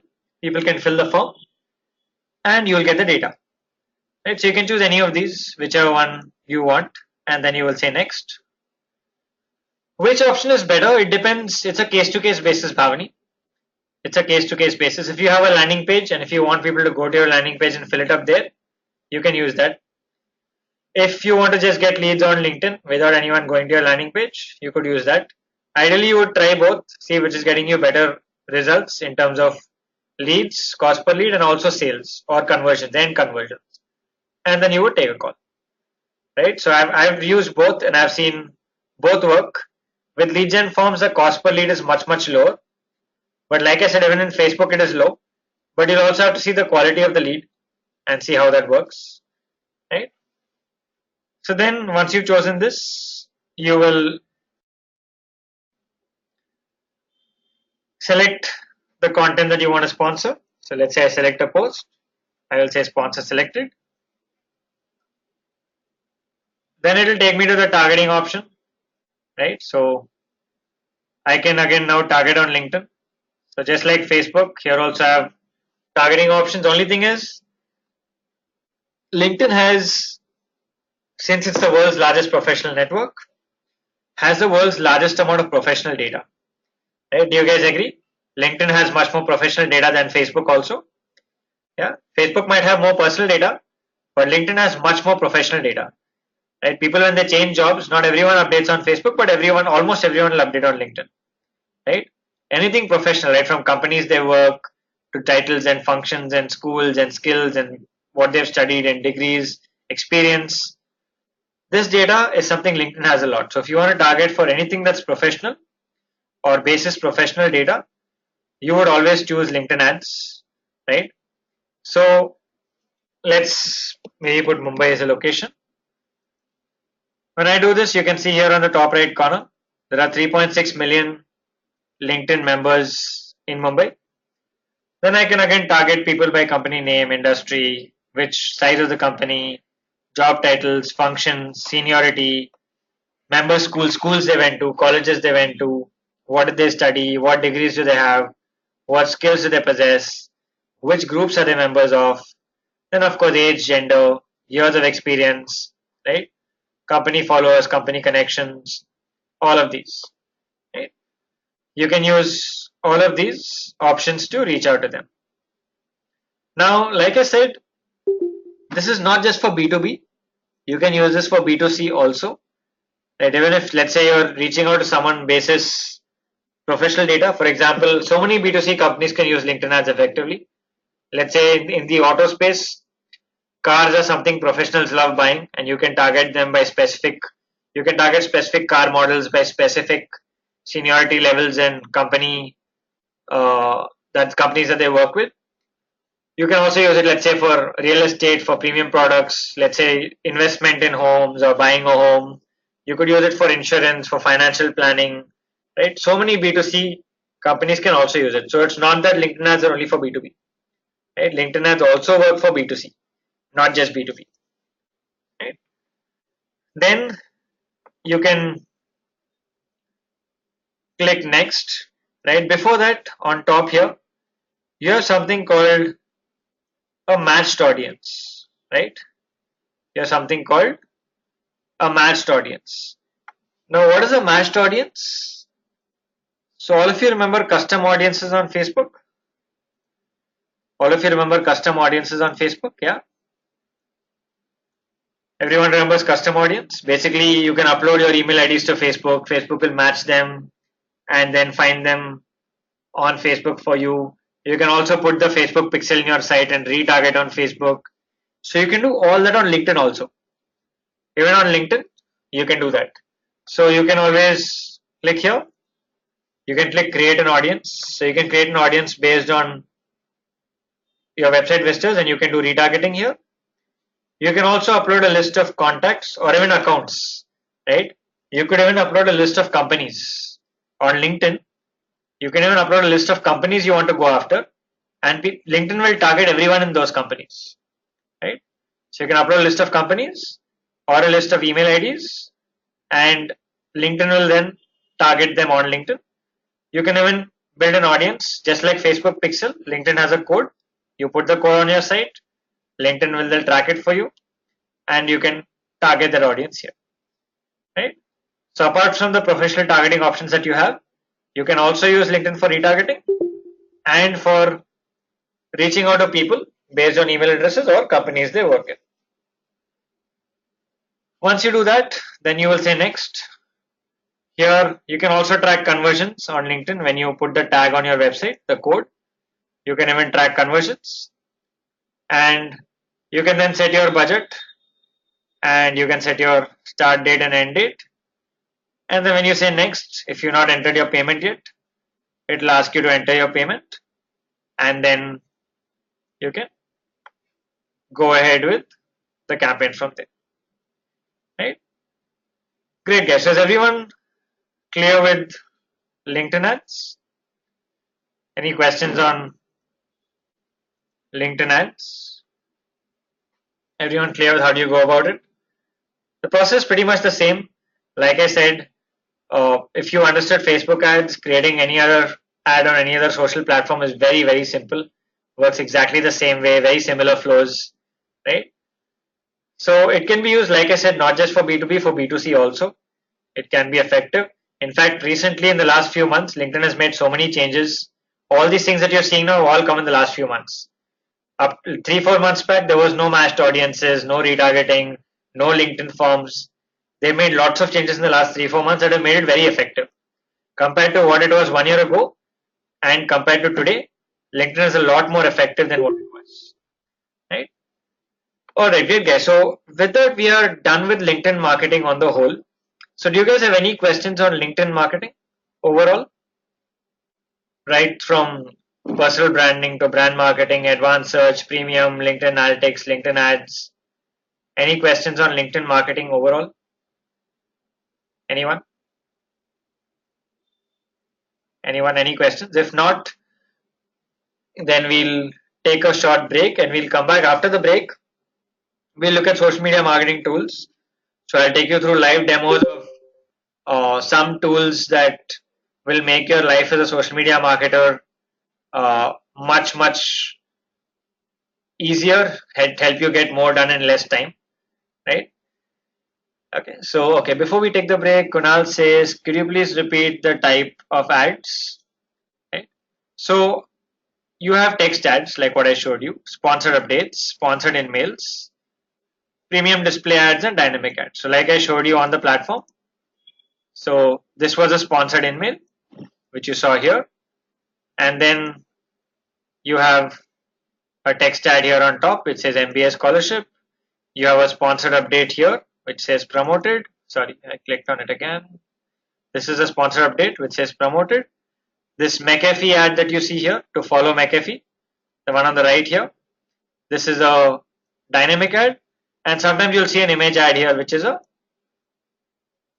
what you call premium display ad, right? Alright, Harsh says a view on a topic. That's fine. Could we take that in the Q&A if you don't mind? The view on the topic. Can we take it in the Q&A in the end, at the end of the session today? Alright. Priyanka says, what's an insight tag? Well, an insight tag is just like the Facebook pixel. LinkedIn has its own code that it gives you to put on your website, which helps you track results and track your audience. For example, when you go to your LinkedIn ad account, Priyanka and everyone else, you'll have account assets here. So you can click on conversion tracking, right? It will then give it, in fact, it also has a video on how you could go about it. There's a full video, and you could just put your company URL here. You could say continue. It will then give you a code which you can put on your site, right? When you say continue. So this is the code, this is the tag. So you have to take this tag, give it to your tech team, and they'll put it on your site. It's not mandatory, no. If you want to track audiences for only for retargeting and conversion tracking. If you want to do retargeting, you want to do conversion tracking, then you will put. Otherwise, you will not. Right? All right. Great, guys. So can we take a break then and then come back and start with this? So it's 11:27. Can we be back at 11:45? So you got about 18 minutes. 11:45 is good. Yeah. Great, guys. Awesome. So get a break, get some tea, coffee, food to eat, and I'll see you guys in the next 15, 18 minutes. So 11:45, we'll catch up again. Thank you.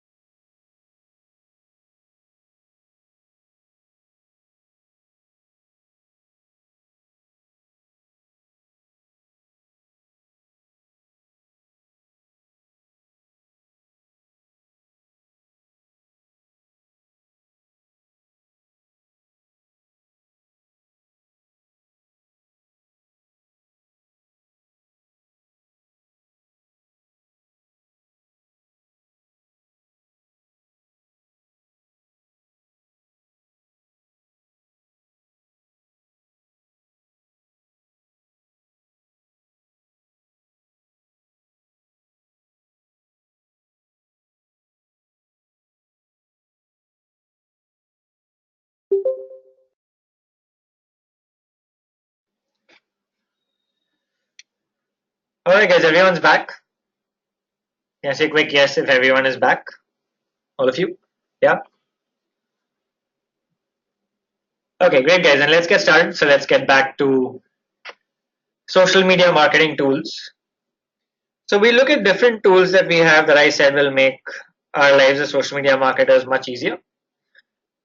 The first set of tools that we look at are what you call scheduling tools, right? Social media scheduling tools. So any of you used any scheduling tools before this? Have any of you used any social media scheduling tools? Anyone? Balaji's used Buffer. Anyone else? Priyank also. Anyone else who's used any of these social media scheduling tools? Okay, I'm assuming no one else has.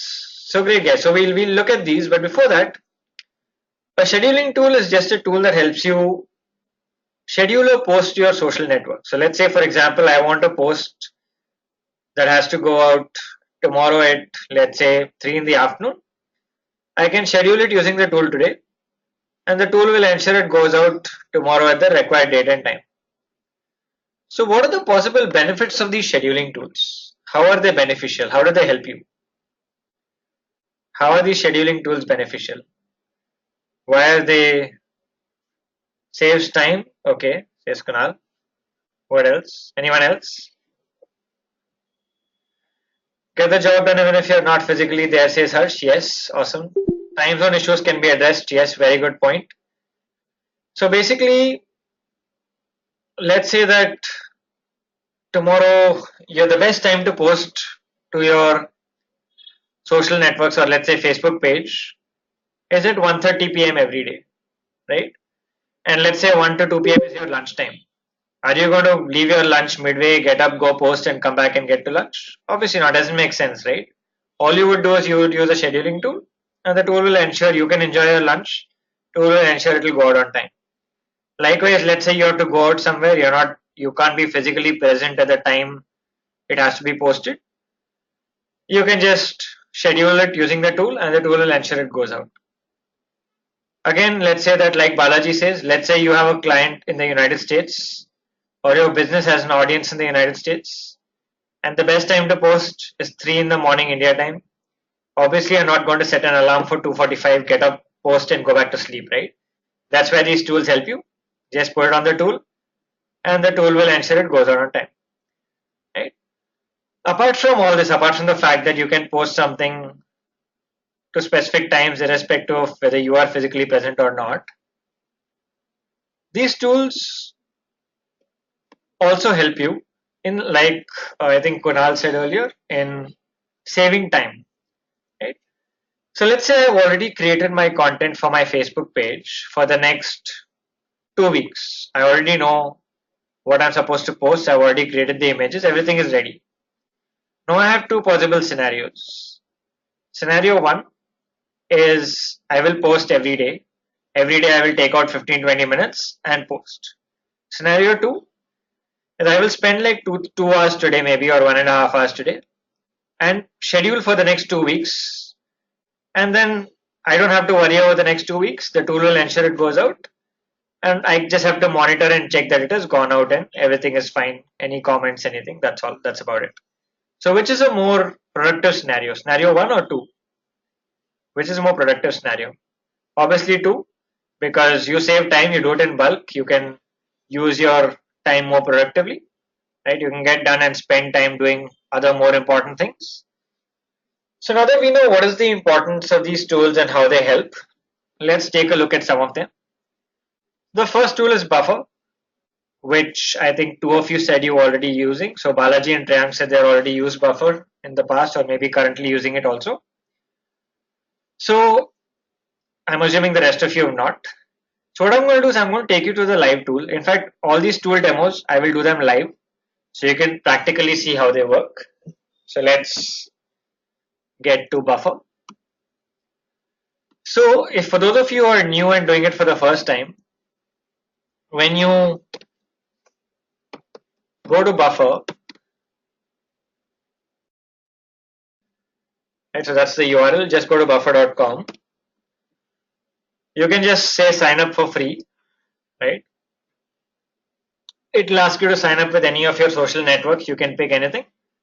Once you sign up, it will then bring you to a page like this, where you can then connect all your social networks. So you can connect your Twitter, your Facebook profile page and group, your LinkedIn profile and page, right?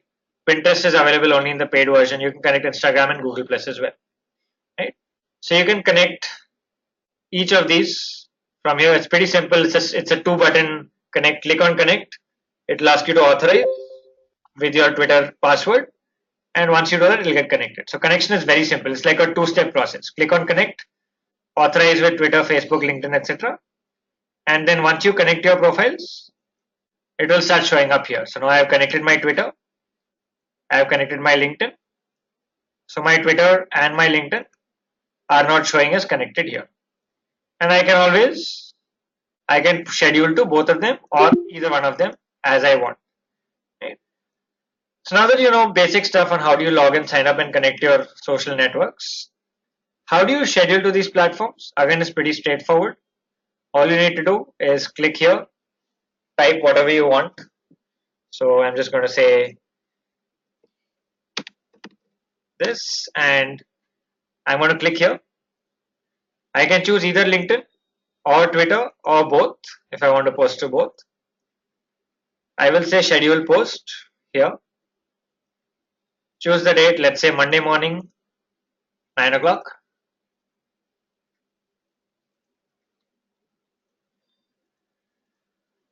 And then I will say schedule. So it says your tweet has been scheduled. And now you can see tomorrow at 9 o'clock in the morning, this tweet will go out. Right? I can delete, if I want, I can delete it before it goes out. I can also edit it before it goes out. Right? So this is how you use it for scheduling. Scheduling is a very straightforward, simple process. All you need to do is type here, right? Type whatever you want. Click schedule post, and then you can select your date and time, and you can schedule it from there, right?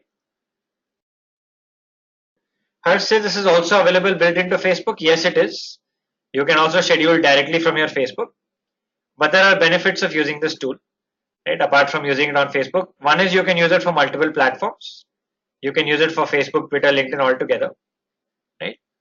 And apart from just plain scheduling, so which is pretty simple on how you type and select your date and time and schedule, Buffer allows you to do a lot more things once you install the browser extension for Buffer, right? So depending on which browser you are using, you can just type so Buffer extension for Chrome or Buffer add-on for Firefox. Once you add this, you can click on this link. So this is the link for those of you using Chrome. You can just click on that link and you can click on add to Chrome. Once you click on add to Chrome, you will have this Buffer icon appearing on your browser. So do you guys see that share with Buffer in the top right corner? I'm hovering on it now. Does everyone see that share with Buffer? Yeah, all of you. You see that share with Buffer on the top right corner? Yeah, so once you add the extension, it will show up here. This extension makes your life even better, makes the tool all the more powerful. Those of you who are using Buffer in the past, have you guys been using the extension as well? Balaji and Trayank, have you guys also been using the extension? No? Balaji, what about Trayank? Have you been using the extension also? So the extension makes your life even better. So you can see how it makes the tool even more powerful. So the moment you add this extension to your browser, on all your social platforms, you will start seeing this add to buffer icon. So let's say I'm browsing my social feeds on Twitter or Facebook, and I find an article that is very interesting. Let's say I like this article or this tweet. I can immediately schedule this tweet to any of my social networks from the add to buffer icon that comes in here. Likewise for Facebook, even on Facebook, once you add the buffer extension, you will get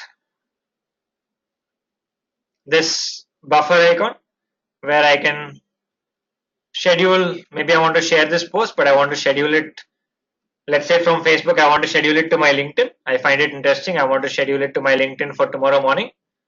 I can schedule it from here. Not just adding the buffer extension also helps you scheduling retweets. Let's say, for example, I'm spending 15 minutes on Twitter today and I want to find engaging content and schedule my retweets for the next week. If I retweet everything now, everything will go now, right? And we've already seen on Twitter, timing is very important. I don't want 10 retweets to go out in 3 minutes. I would prefer to stagger out my retweets, let them go out, let's say, over the next 5 days, 2 retweets every day. So if I want to retweet this one, when I click on retweet, I will get this buffer retweet button here. After you add the extension, you will get this buffer retweet button. Without the extension, you will not have this. So now I can just click on buffer retweet. It'll ask me to give a date and a time.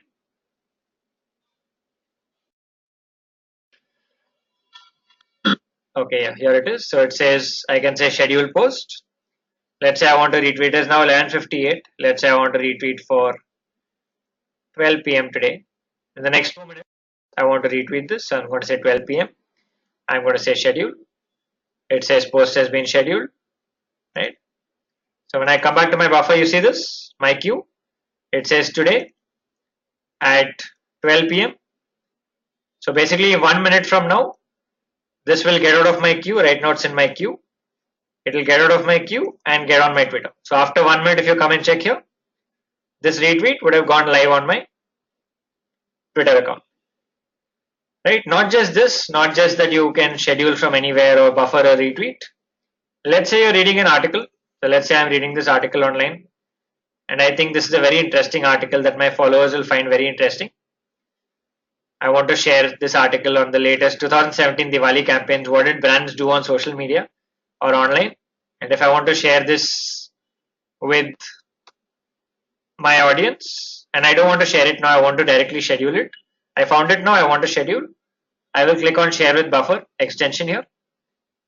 The moment I click, automatically buffer will take the article title, will shorten the URL. I can then customize it. I can add, let's say I want to add hashtags. I can add hashtag social media, hashtag social media campaigns, right? Hashtag Diwali campaigns, right? Okay. I was exceeding the text limit there, by the way. Right? And then I can also add images. So it will also pull up all the images from the article. So it has all the images pulled up. So I can pull up any of these images from the article. If I want to share this image or this image, right? I can pull up those images. I can say schedule post, select date and time, and schedule, right? So that's how it's using the extension can, like I said, make your life much easier in helping you schedule retweets, schedule from any social network, schedule any articles that you find, right? So by the way, that's gone. So this has gone, this has got posted now. So you can always go to my Twitter and if you go and see, it would have gone live. You see this here? It went live. The tweet that I scheduled to go 2 minutes later has gone live on my account now. Right? So another thing that makes buffer even more powerful, apart from what you've already seen, is the preset schedule that you can give. So you have a schedule tab here. So when I click on a schedule tab, you can set a preset schedule for each of your profiles. You already know what is the best time to post for your Facebook, Twitter, and LinkedIn, right? So for Facebook, you know what? Do you know what is the best time to post? Yes, no. For your Facebook profiles, do you in advance know what is the best time to post? You do, right? From your insights, Facebook insights, you know. For Twitter, do you know what is the best time? What are the best times to post? How do you know? How do you know for Twitter what are the best times to post? We saw this in the last session. How do you know what are the best times to post for Twitter? All of you, come on guys. How did we know which was the best time to post for Twitter? We used a tool. What was that? What was the tool we used to find out the best time to post for Twitter? Anyone? Quick. No, Analytics doesn't give it to you. We use a tool. Quick guys, come on. I know it's been 2 weeks, but it's good to keep these things in mind. So what Tweeted, yeah, perfect. Excellent, Kunal. So Tweeted is a tool, yeah, Bhavani as well. So Tweeted, you can find the best time to post. And now that you know the best time to post, you can just come here and set up your schedule. Right? So I can, let's say I want to remove some time, I can remove. I can, if I want to post every day, I can do that. Only weekdays, I can say only Monday to Friday, right? Or every day, right?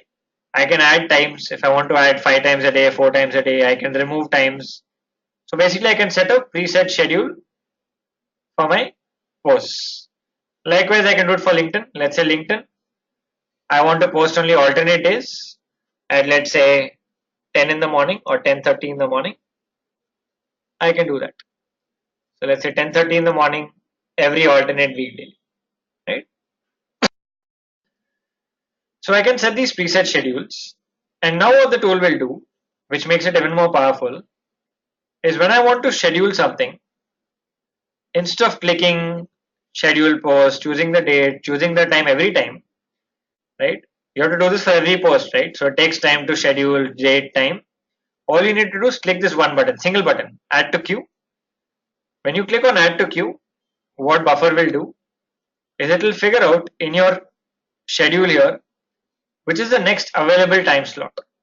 So right now, if you look at my schedule, which is the next available time slot in my schedule, if I say add to queue now, what's the available time slot where it will get scheduled for? 3:08, yeah. 3:08 is the next available time slot. So the moment I come here and I say add to queue, it will say adding to queue. And yeah, it's done. So when I come here and I click my content queue, you see here, automatically it went out at 3:08. I didn't need to give date, I didn't need to give time. I just said add to queue. It looked at my schedule, it said, okay, next available slot is 3:08. Let's put it out at 3:08. So if I go and schedule the next one, if I go and find one more article or one more tweet and click add to queue, so let's say if I go to my Twitter and if I find a tweet I want to retweet, let's say, let's find something I want to retweet. And so let's say I want to retweet this one. I will click retweet, click buffer retweet, and I will say add to queue. When I say add to queue, what's the next available time slot now? What's the next available time slot now? 7:09. So I'm just going to say add to queue, one button. Automatically it will come in the series 7:09. So 7:09 p.m. it will go. Right? So like this, it makes your life much easier, much quicker. Just click add to queue everywhere. It will keep going into your time slots and automatically it will get scheduled. You don't have to give the date and the time every time. Right? All right. So that's buffer. So any questions on buffer? Everyone's clear with buffer? Right, from how do you sign up, how do you connect your accounts, how do you schedule, how do you add the extension, using the extension, how you can make your life easier, buffering from any platforms, right? How do you set a preset schedule, use the add to queue function? Yeah. Everyone, rest of you, everyone else, if yes, can we move on to the next tool? Bhavani says, how is it calculating available slot for scheduling? Well, next slot, right? So right now, 3:08 already there's something scheduled. 7:09 there's already something scheduled. 10:30 is free now, no? If you look at my queue, I have something for 3:08, something for 7:09 p.m. After that, it's empty. Queue is empty, right? This is tomorrow morning 9. So what is the next? This slot is empty, right? It's a free slot. It'll automatically put it in this slot. Got it, Bhavani? No, I have set this. I have set it. This is set by me, right? This is set by me. I can change it. If I want to change this to 8 o'clock, I can change it to 8 o'clock and I will save it. That's it. It's already got saved. Okay. Which is it possible to schedule 2 contents per time slot? You can add add another slot at the same time here. You can add one more slot. So if you want 2 time slots, you can add another slot here. Or you can manually schedule also. You can even do it manually. If it's a one time thing, you can even manually do it. Right? Got it? Ruchi? Okay, great. Great guys. So Ruchi says, is there any limit on how many slots can be created? Not that I know of, at least in the free version. So let's check. This is the free version. Okay, I don't think you'll need more than this. This is 14 times. I don't think you need more than this. So there is no real practical limit. Right? Okay. Yes. Yeah, that's so you can add as many as you want. Alright, great guys. So is everyone clear with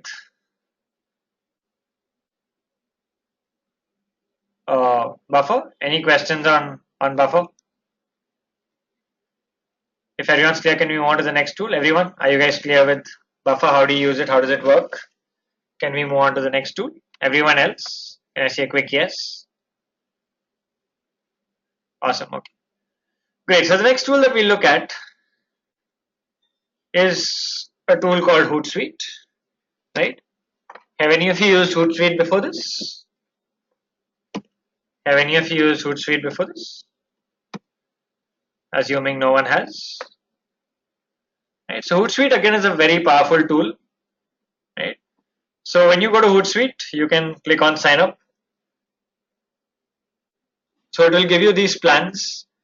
You will think there is no free plan when you look at this, but at the bottom here, you have a try or limited free plan, 3 profiles, 30 scheduled messages, 1 user, and you can click here. So if you want the free plan, then scroll down, click on sign up, and once you click on sign up, same thing, it will ask you to either sign up with email or you can sign up with a social profile. So you can choose any of these profiles to sign up with: Twitter, Facebook, LinkedIn, YouTube, Instagram, right? And you can sign up with these profiles. Once you sign up, just like Buffer, it will ask you to connect your social networks. And once you do all that, you will land up on a blank screen like this, right? A gray screen with the set up your first streams. Now, how do you use Hootsuite for scheduling? On the top left here, your connected accounts will be here, so you can select which accounts you want. Here I've connected Twitter and Facebook. I can type out my message, so I'm going to type the same message here. Just like Buffer, I will say schedule. I will choose again tomorrow, Monday morning at 9 o'clock, and I will then click on schedule. The moment I click on schedule, it says your 2 messages have been scheduled. So that's done. Pretty straightforward, very similar to Buffer. Right? Then I can also add something called streams. So Buffer has something called streams, which you can add, which I'll show you how. So what I'm going to do is I'm going to check these posts that I scheduled now. So I'm going to click on browse all streams. For my Twitter, I will choose scheduled. And for my Facebook, I will choose scheduled again. So now you can see I have a post scheduled for tomorrow at 9 o'clock, which I just scheduled now. This I had already scheduled earlier, right? Let me delete these for now. Okay. So this is now scheduled. Hang on, let me refresh the page. Yeah. So now let's say that for my Twitter, and this is for my Facebook, I want to customize for Twitter because I want to add relevant hashtags. So I can edit my Twitter scheduled post. I can customize saying hashtag SMM, hashtag social marketing,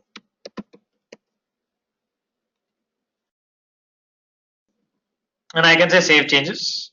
So now for Twitter I've customized. Facebook is as it is, so I can customize my content for every platform. I can also, let's say my Twitter time is different from Facebook. Facebook is going at 9 in the morning. For Twitter, let's say my time is 11 in the morning, best time. I can click edit. I can change the schedule time to 11 o'clock. And now Twitter will go at 11 and Facebook will go at 9. Right? So scheduling on Hootsuite is pretty much similar to Buffer. Just like Buffer, for Hootsuite also, you have a Hootsuite extension for Chrome and add-on for Firefox. Right? So if you're using Firefox, you have this add-on called Hootsuite Hootlet. So if you're using Chrome, you can find Hootsuite for Chrome. Otherwise, you can find Hootsuite for Firefox. So those of you using Firefox, that's the link. So then you can click add to Firefox. And once you add, just like Buffer, you see the share page via Hootsuite Hootlet on the top right corner. Just like Buffer, you have this extension. Again, just like how it works for Buffer, you will get this on your Twitter, on your Facebook. You can schedule retweets, you can schedule posts from anywhere. If you're reading an article and you want to share it, again, you can just click share page via Hootlet. It'll automatically, just like Buffer, it will pick up the link, pick up the title, pick up the URL, right? You can click on post later, select the time, date, and you can click on schedule. Or you can click on auto schedule, which is similar to add to queue on Buffer.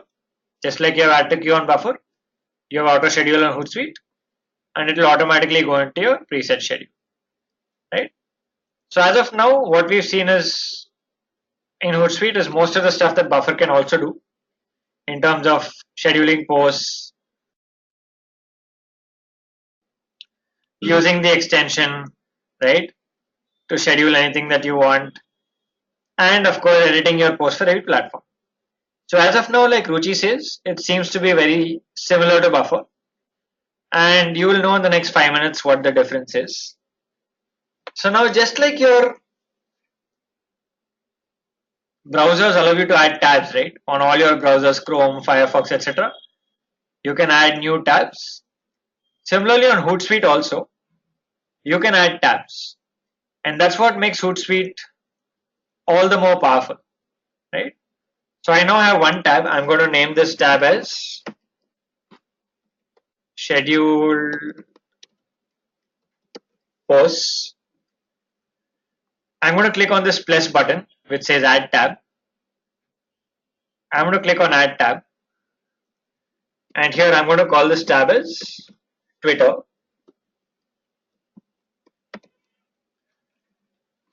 Okay, now I will create a tab and I will manage all my social platforms from here. So see what I'm doing.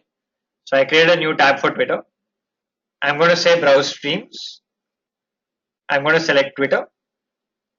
Then I will add streams for one stream for my home feed, one stream for my mentions, one stream for my retweets, one stream for my followers, one stream for my message inbox, one stream for my any messages I'm sending, one stream for my own tweets, right? One stream for my scheduled tweets. So now I can basically manage and monitor my entire Twitter from here without having to log into Twitter. I can monitor my home feed. Let's say if I like something, I can like from here.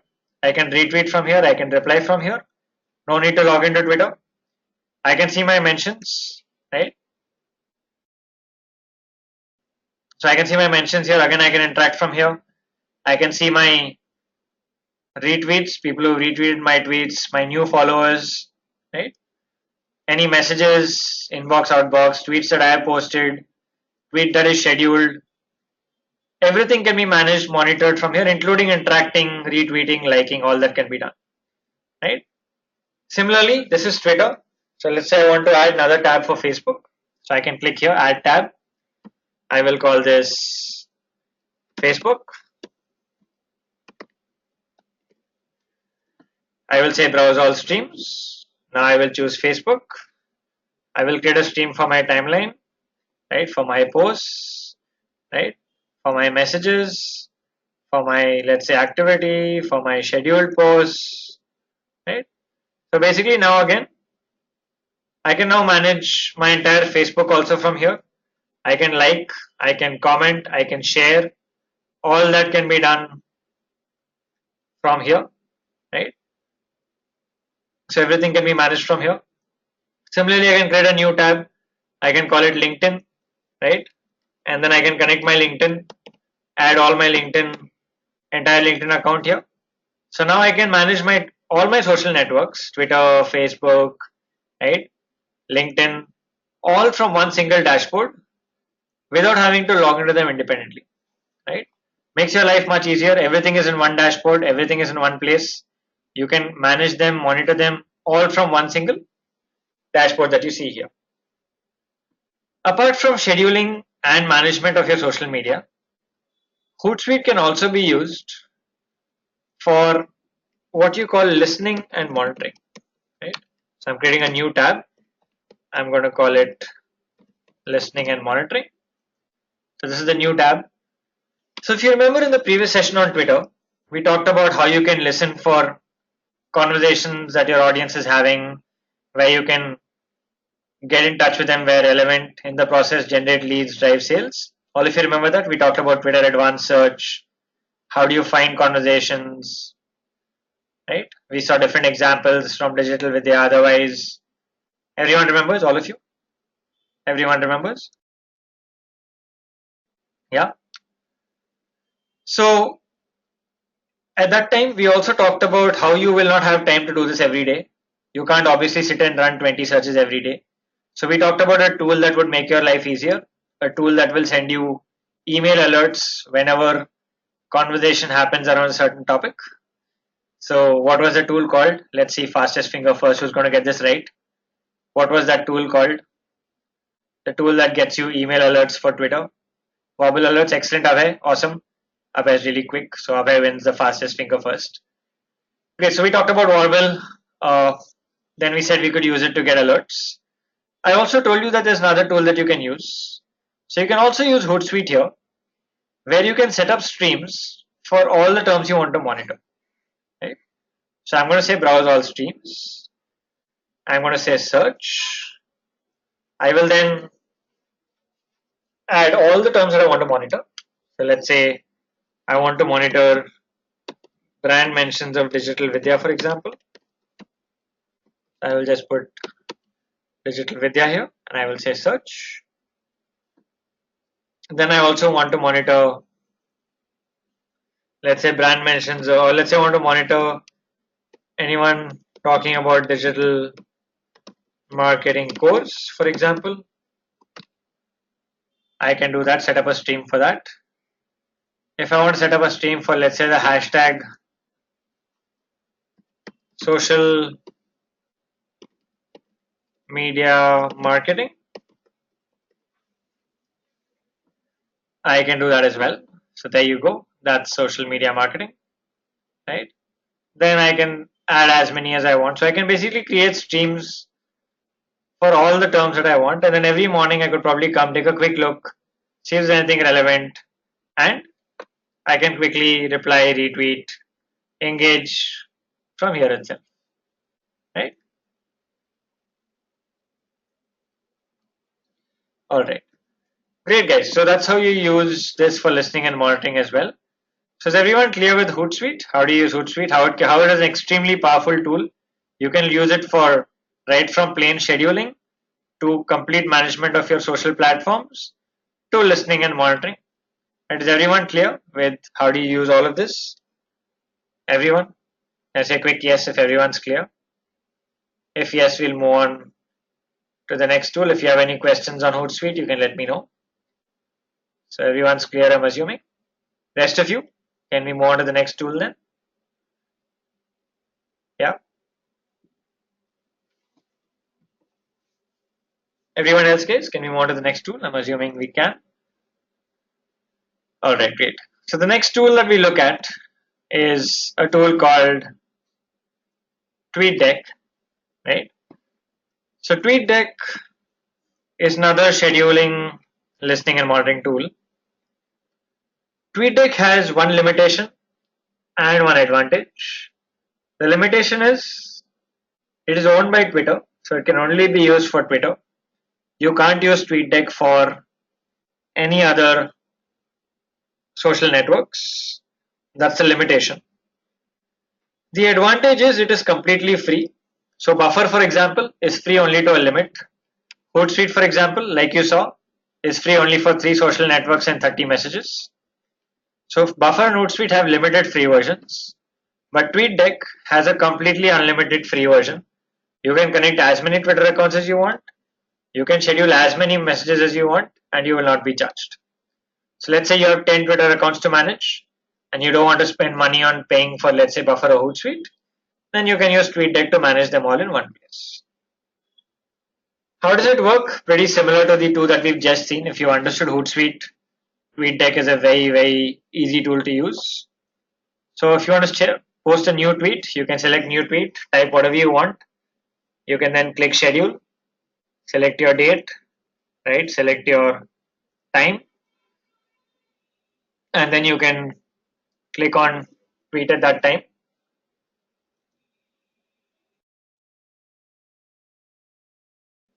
That's how you schedule.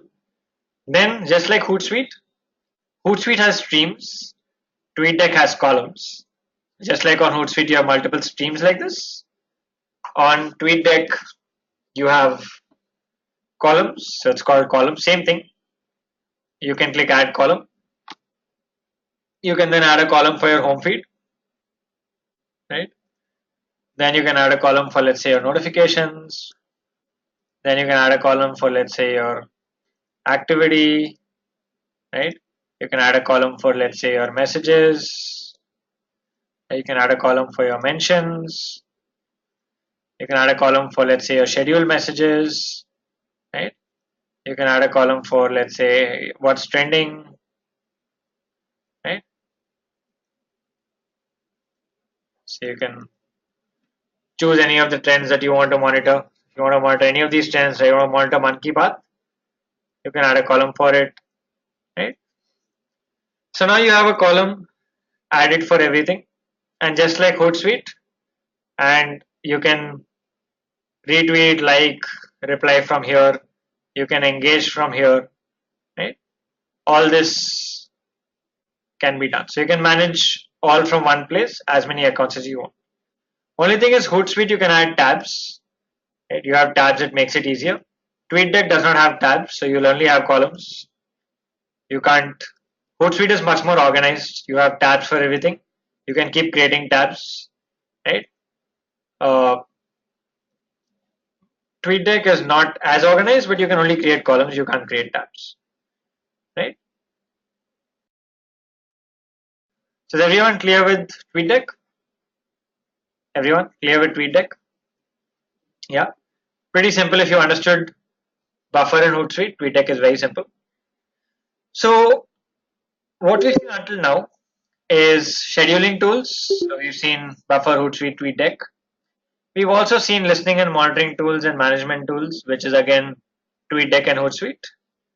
What we'll move on now to is some analytics tools, especially for Twitter, simply because, like I told you sometime back as well, Facebook Insights are so comprehensive that you don't really need an external tool, right? Facebook Insights is so detailed, so comprehensive that you won't really feel the need for an external tool, which is why you don't really need so many external tools just for Facebook Insights. Facebook itself gives you so much data, you don't really need. But for Twitter, Twitter Analytics is not as comprehensive, right? So let's say, for example, that you want to take, let's say, you run a campaign on Twitter, and you've been using a campaign hashtag or a contest hashtag. If you want to check how that hashtag performed, the reach of the hashtag, how many people engaged with it, does Twitter Analytics give you that data? Does Twitter Analytics give you that data? Does Twitter Analytics give you data for hashtags? No, right? It doesn't. So you'll need a tool for it, which is what we'll discuss. By the way, I see two questions. So Balaji says, can we have more than one Twitter account connected? Yes, you can. Yes, you can. You see accounts here. So right now, one account connected. You can have. You see this? Link another account that you own. Link another account. It says here. So you can add as many accounts as you want for free. Right, Balaji? You can link as many accounts as you want for free. Just click on accounts. Click on link another account you want. You can even set a default account. Right? You could do that. Okay. Harsh says, is TweetDeck real time? Yes, yes, it is. As you can see, it's absolutely real time. Even Hootsuite is real time, by the way. Even Hootsuite is real time. Even Hootsuite will give you all the streams will update in real time. Right? Okay. Great. So like we said, for Twitter hashtag analytics, you don't have data on Twitter analytics. So you have to use a tool. Let's say, for example, let's go here. Let's say all this is trending. So what's trending today? Okay, there are no brand tweets trending today, looks like. What's this? Let's see if there's a brand tweet trending. Okay, this is Akshay Kumar's new movie, which seems to be getting promoted today, right? So now let's say that you are the campaign manager for this, right? Let's say you are the campaign manager for this campaign, and you ran the campaign. Hashtag got a lot of interaction, but you have to report to a senior manager or to the client and give a report on how did the hashtag perform, right? How many people did you reach? How many impressions did it get? Who all engaged? So Twitter Analytics doesn't give you the data, which is where you have tools that help you. Tools like TweetReach, right? This is a tool, and Tweet Archivist is another tool that help you with this. So let's do that now. Let's take this hashtag and let's put it in this tool and say free analytics report, say run. While this pulls up the results, let's also put it here. So put the same hashtag here, say try it now for free. And these two will pull out the report now. Just takes about less than a minute for them to pull out the report. Okay, so you see this, it says tweeted snapshot. So it tells you how many accounts the hashtag reached. This hashtag reached 222,000 accounts, 2.2 lakh accounts, got 2.6 lakh impressions, right? So it will also tell you who are the top contributors, right? Which tweets have been most retweeted. So this Akshay Kumar tweet has been retweeted 23 times, right? It will also tell you who are the contributors. So you can see the list of all the contributors and how much they contributed. So you can see all the people who tweeted, how many tweets they did, and how many impressions their tweets contributed. So you have the entire list here of all the people who tweeted with their hashtag. Right, this is free for this report. If you want a more detailed report, then you'll have to pay. But if you're happy with using a free report like this to give you an idea of how it performed, then you can use this. Likewise, Tweet Archivist also gives you the report. It's taking longer than normal today. Normally does not take this long. Let's refresh it and try again.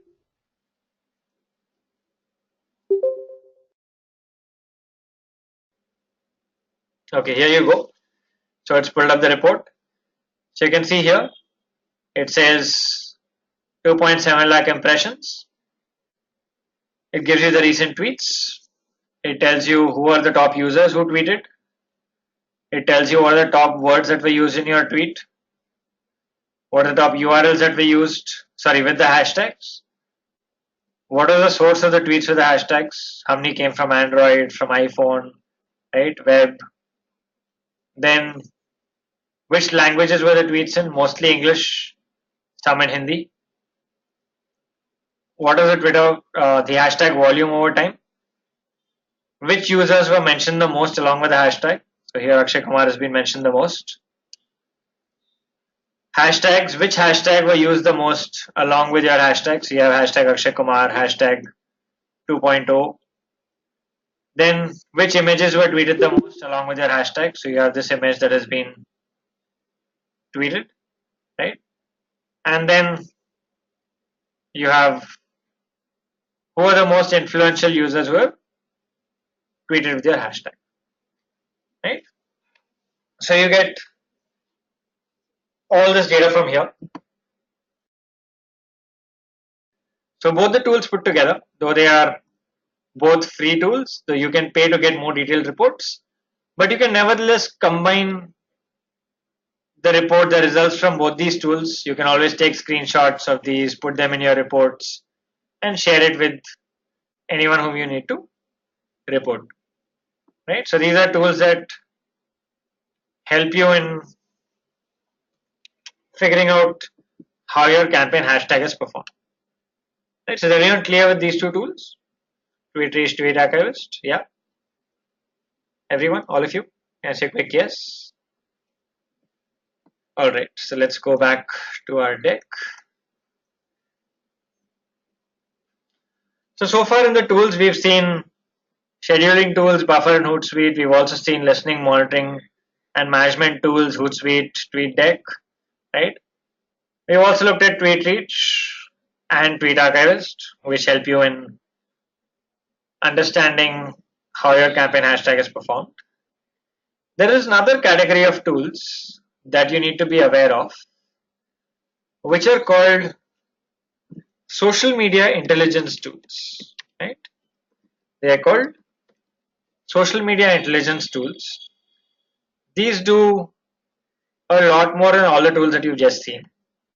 One example of this tool is a tool called Radian 6, right? How many of you, have any of you heard of Radian 6? Have any of you heard of Radian 6? I think some of you have. Radian 6 is an extremely powerful tool. It's been taken over by Salesforce and it does a lot more. So it does everything that you saw probably Hootsuite can do and a lot more. So it gives you, like, for especially for large brands which have a large social presence and brands that are consumer facing, it will give you data on what is the brand sentiment, what is the brand perception. It will analyze all data across all social platforms, tell you how your campaigns are performing, how your brand perception is changing. Is the brand sentiment positive? Is it negative? Is it neutral? And these tools will not just give you data, it will also give you a lot more insights apart from just data. So which is why they're called intelligence tools, because they not just give you data, they also give you what you can do with the data.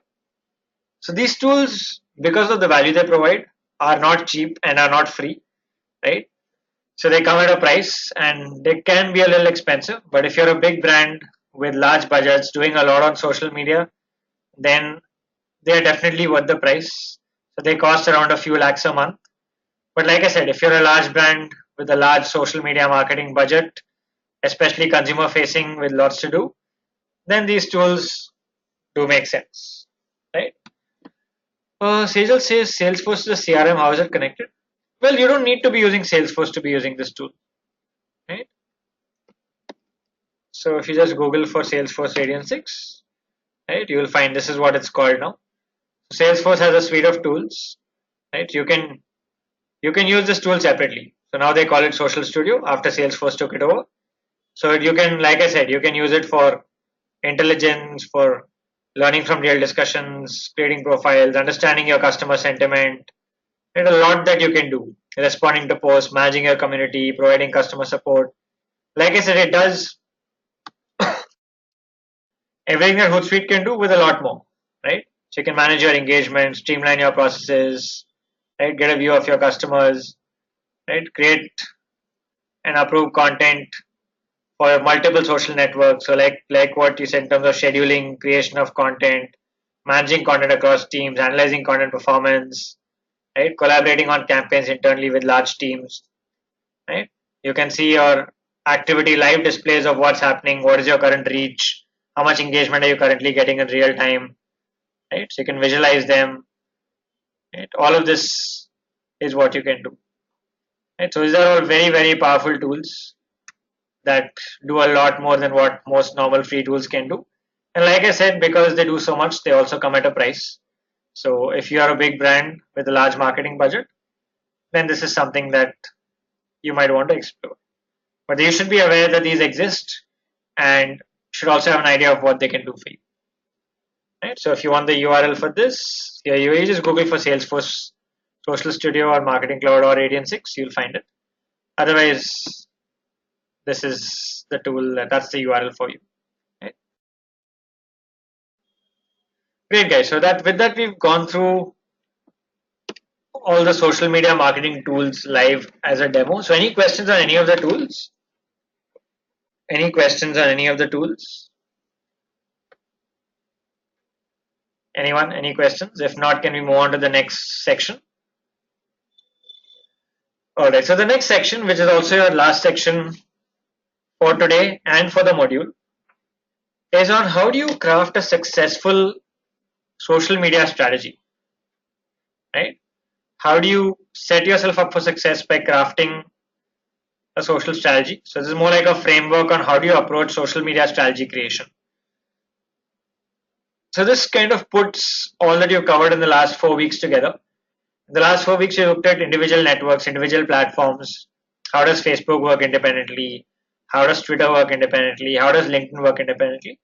But at the end of the day, all of them have to work together for your business to get results. So as part of the social strategy, you'll see how you can use them in tandem. Apart from this, of course, you guys will also have an additional session on other newer platforms, which is Instagram, Pinterest, and Snapchat. Right? But otherwise, this is the last section for this module at the moment. Right? So we'll put it all together. We'll summarize how do you create a successful social media strategy, or we look at a framework that will help set you up for success in social media. So we'll get started with this. It's 10 steps. We'll go step by step. So what do you think should be the first step in a social media strategy framework? Anyone? What do you think should be the first step? Objective, yes. It should be objective, definitely one of the first few steps. Audience, yes. I think all of you are giving me the first few steps. That's really good. Objective, audience, yes. Content is very important, but it'll flow with the rest of it. Platform selection, very good point, Harsh. Excellent. So I think most of you have got it bang on what are the first few steps. So that's excellent. Good that you guys have got the right mindset and are on the right track. So let's put this together. Let's go step by step. Most of you have given the first few steps perfectly right. So in fact, one of the first things that none of you mentioned is you must always do an industry and competitor analysis. It is extremely important simply because your audience is the same as your competitor's audience, right? So if you look at your competitors, see what they've done, what's worked for them, what's not worked for them, you can learn a lot. You don't have to reinvent the wheel. You don't have to start from zero. You get a head start. So what's worked for them would most likely work for you. What's not worked for them might not work for you. So when you do a detailed competitor analysis is when you learn a lot about your audience. So how would you do a competitor analysis? Let's say on Facebook, if you want to compare you versus your competitors, what tools would you use? Those of you who have done your week 1 task 2 would have already done this, but just to do a refresher, how would you do a competitor analysis? How would you Likealizer? Yes, so Likealizer is one tool you could use. So that's there in your week 1 task 2. Fan page karma, yes, Harsh. What else? You also have Simply Measured's free tools, set of free tools that you can use. So you can use Likealizer, Fan page karma, Simply Measured. What else can you do to understand more about your competitors? All of you, everyone else. How would you do a competitor analysis? What else can you do for social media, that is? How else would you know how your competitors are doing? How else would you understand what's worked for them?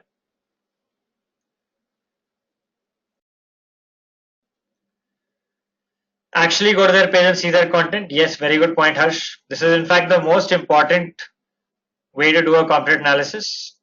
So one is, of course, you can use tools. You can use Likealizer, Fan page karma, Simply Measured.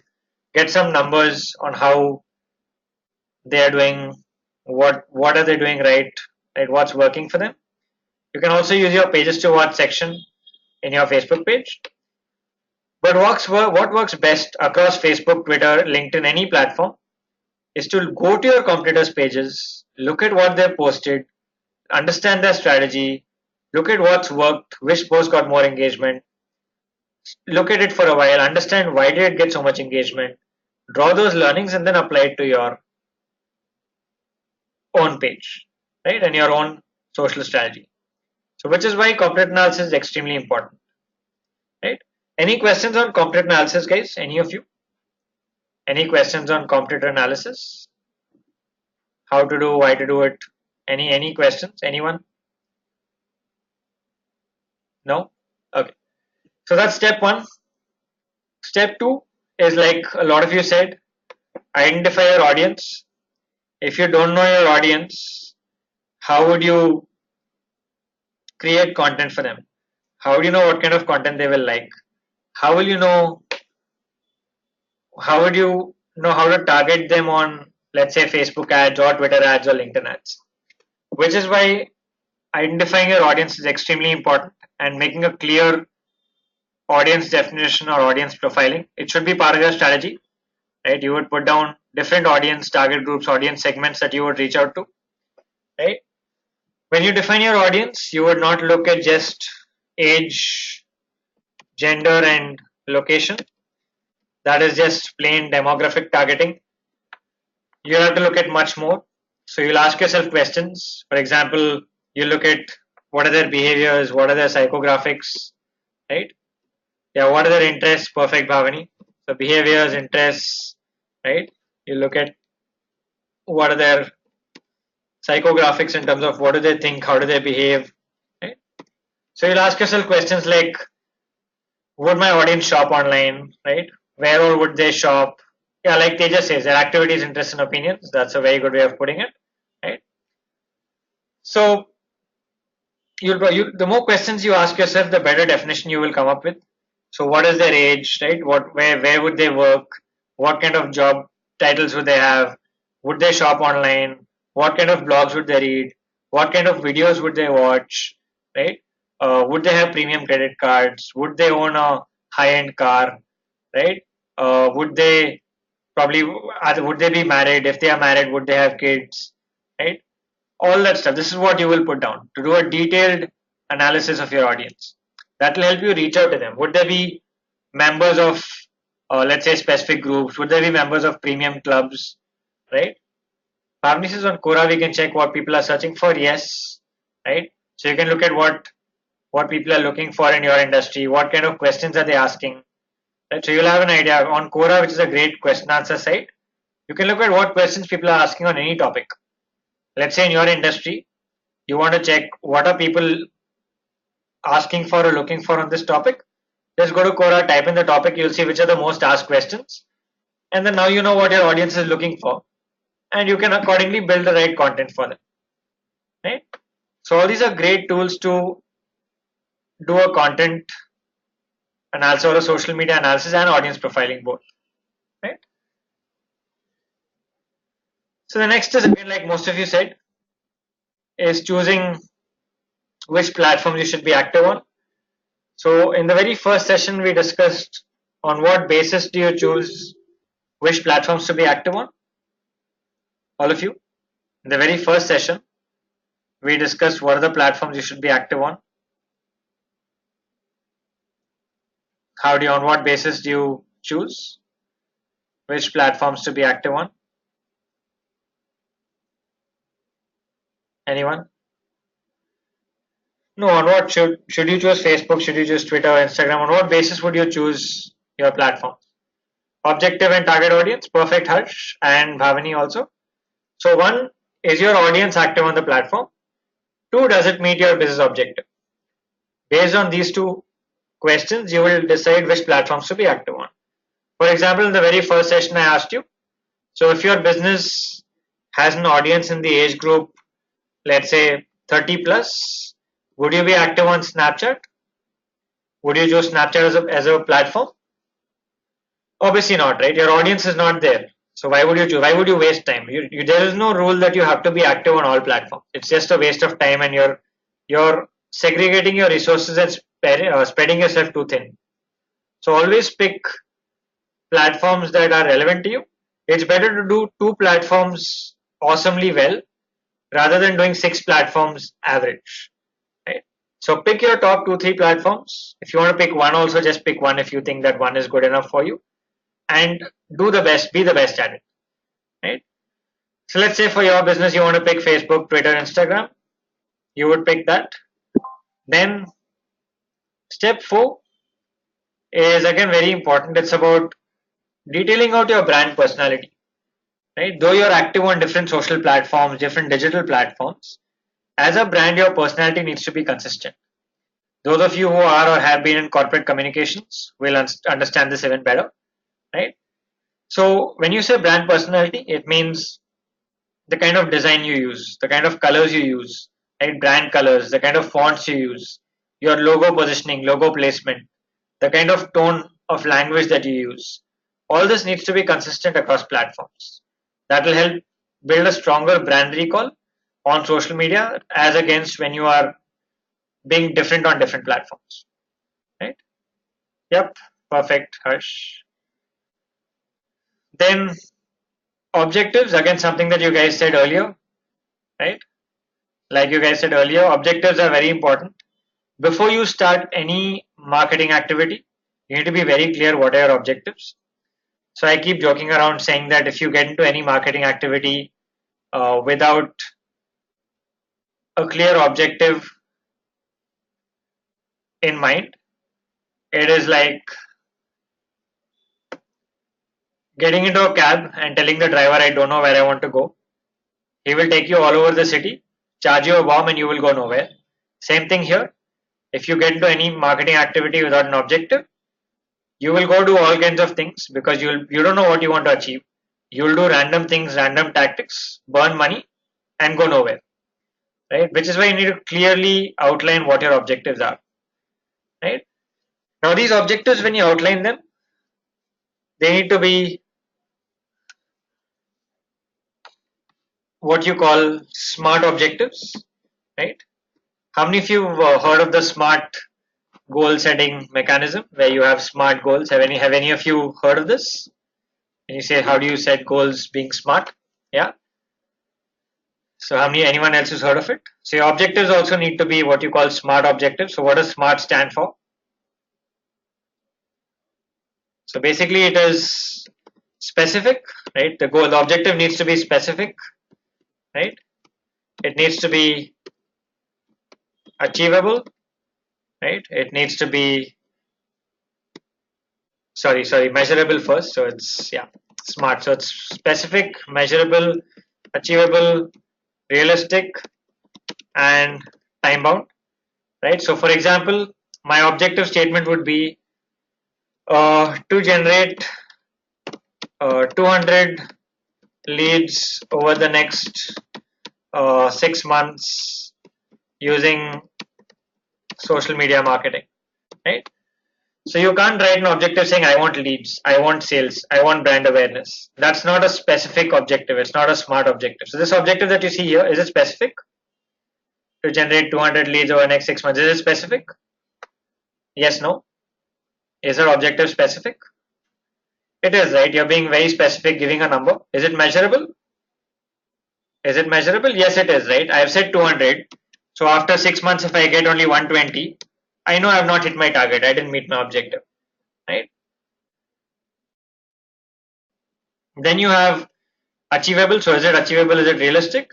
And is it time bound? Yes, it is, because I have said I have to achieve it within 6 months, right? So it's again time bound. So when you write your objectives, always ensure objectives are within this framework so that you can measure them. If you can't measure it, you can't manage it. If you just say I want leads, then on what, how will you work? Because you don't know how many leads, you don't know by when, you have no clear goal. So ensure objectives are clear. Then comes to budget. So you would then choose how much budget you have. So this generally comes from your marketing budget. Let's say you have a marketing budget of 10 lakh rupees, for example, for a month. Out of this marketing budget, let's say your digital marketing budget is, let's say 6 lakhs. Out of this, your social media marketing budget is, let's say 3 lakhs. So you know you have 3 lakhs a month. You will then allocate it to different platforms. Let's say Facebook, you will say I'll spend 1 point, or let's say 2 lakhs on Facebook. and Twitter and Instagram 50,000 each, right? So that's how you will allocate your budgets. One thing you should remember is budget allocation is not written in stone. Your budgets always need to be flexible. Let's say after 2 months you find that Instagram is working much better than Facebook for you, then you might want to change your allocation and say maybe make it 1 lakh Facebook and 1.5 lakhs Instagram and the balance on Twitter, for example. Right? So your budgets are always flexible based on the results that you're getting. You will constantly move things around to get the best result from your total budget. Then you have the strategy. So you'll also craft a strategy or a plan of action for each stage of the consumer journey. So for all products, consumers go through a purchase journey, right from when they are not aware about a brand to when they become brand aware, right, to when they become interested in your brand and finally make a purchase. So right from start to finish through the entire journey, you will craft a plan of how you will reach them at every stage. For example, someone who's not aware about your brand and someone who's ready to buy, would you show them the same communication and the same ad? Someone not aware about your brand at all and someone ready to buy, would you show them the same ad and the same communication? All of you? Obviously not, right? Your communication would be different for different people at different stages. So you'll craft a clear plan saying for people who are not brand aware, how will I build brand awareness? To build brand awareness, what platforms will I use? What ad formats will I use? What communication will I use? What campaigns will I run? Then for people who are brand aware, for people who are ready to buy, for example, which platforms will I use? Will I use Facebook ads? Will I use LinkedIn ads? What communication will I use? What offers will I give? And so you'll do a detailed plan of action for every stage of your customer journey. Once you've done this, you would then put all of this into action. So you would then action the entire plan, execute it. Once you execute it, you will then be able to track your results. The beauty of social and digital marketing is that you can track the results in fairly real time. You can see the reach, impressions, all numbers immediately, even conversions, cost per conversion. All this data is with you. So you can constantly track and see which platforms are getting your results. So are you getting more conversions from Instagram, more from LinkedIn, more from Twitter, more from Facebook? At what cost? Are you getting better engagement on which platform? So you'll keep tracking your results and you'll keep refining based on your tracking that you see. For example, if you see that you're getting a better return on investment from, let's say, Facebook, you'll spend more. Or if Facebook ads have worked really well for you, you'll spend more on it. Right? You look at what worked, what didn't, and you constantly refine your strategy. So coming back to that SMART acronym, so these days it's become what you call smarter, where the last, apart from the objectives being smart, the last two are constantly evaluate and refine, right? So you'll always evaluate once you've defined your SMART objectives, you will constantly evaluate them with tracking and then you refine them, find what worked, what didn't, and constantly make it better to get the best results, right? All right. Great, guys. So with that, we are done with the session for today. What we'll do now is before we take any questions from any of the previous sessions, so you guys can now, we'll open the Q&A up. We'll take questions from any of the previous sessions. But before we do that, I'm just going to give you a quick feedback link. So you guys can go to this link. This is the session end feedback. So the course end feedback, module 1. So you'll have to log into your LMS and then do it. That's the link. After you guys are done with the feedback, those of you who want to carry on can feel free to do so. Those of you can stay back for the Q&A. We'll take questions from any of the modules, any of the sessions, anything that you want to ask. So we'll spend the next half an hour or so taking questions, discussing things across social media. Anything that you want to ask, you can drop it after you're done with the feedback. Those of you in a hurry to leave can feel free to carry on. It's been absolutely awesome interacting with you guys over the last 4 weeks and look forward to staying connected with you guys as well. One last word is what you've learned over the last 4 weeks would have helped you build a very strong foundation on social media marketing. But the beauty of the space is a lot of things change every day, and that makes it extremely challenging and that makes it fun as well. So, in fact, your learning begins now. As you go out there and apply what you've learned, you will keep learning a lot more things every day. I learn so many new things every day. It's a very interesting space to be in. So, one thing is never stop learning. In digital, you can never stop learning.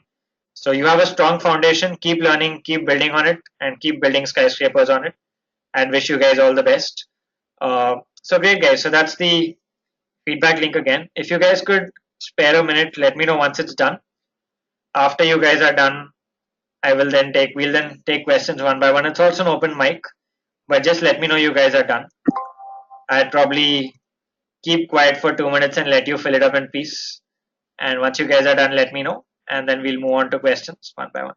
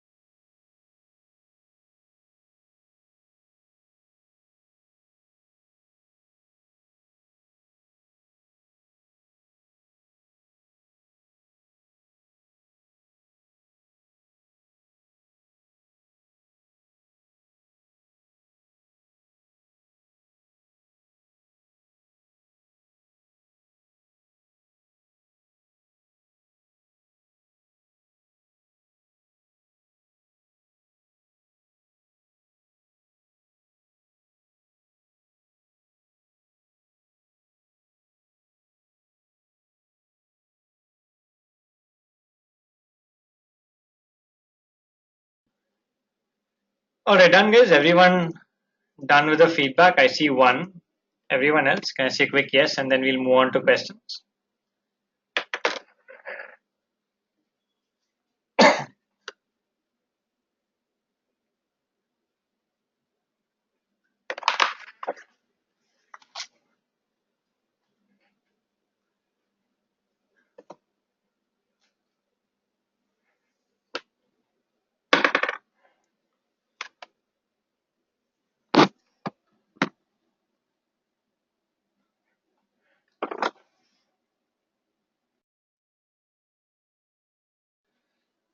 Everyone else, guys, can I say a quick yes again if everyone's done?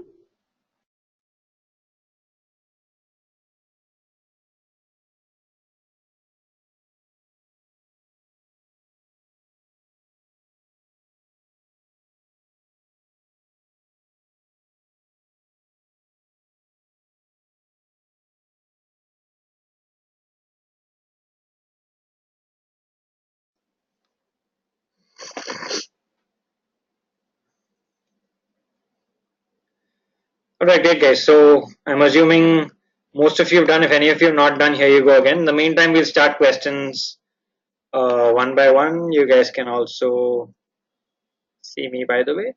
So yeah. Okay, I'm just going to start with it. By the way, it's an open mic also, so if anyone wants to use the mic, let me know, and then you can unmute and speak. So, just going to start with Priyanka's question. Priyanka says the page is not getting much engagement. but the page is still getting followers and likes. How we can know what drives the traffic? If instantly the post get likes without paid ads, how is that possible? Okay, let's look at the page. Hang on. Let's look at the page.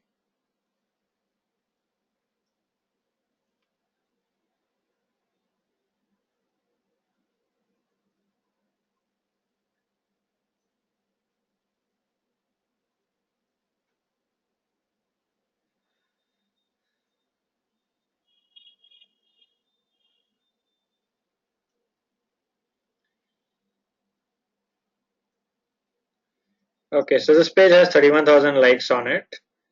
And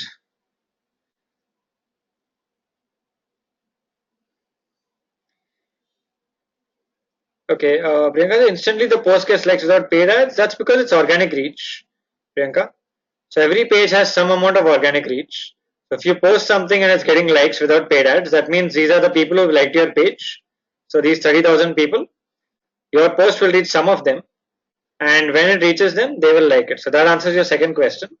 Your first question is if a page is not getting engagement but is still getting likes, that's probably because people are buying from you. So in this case, they must be buying from you, and maybe they're coming and checking out your page and liking it. That's also possible. Or people who liked your posts have come to your page and liked it. That's also a possibility. Or liked from your posts. So you can check your like sources from insights, like we saw in the earlier session, in the very first session. So you can, in your Facebook page insights, you can check where your likes are coming from. Right, Priyanka, that's your question, right? Where are the likes coming from? So you can go to your page insights, and in your page insights, you can check your like and follower sources. So hang on.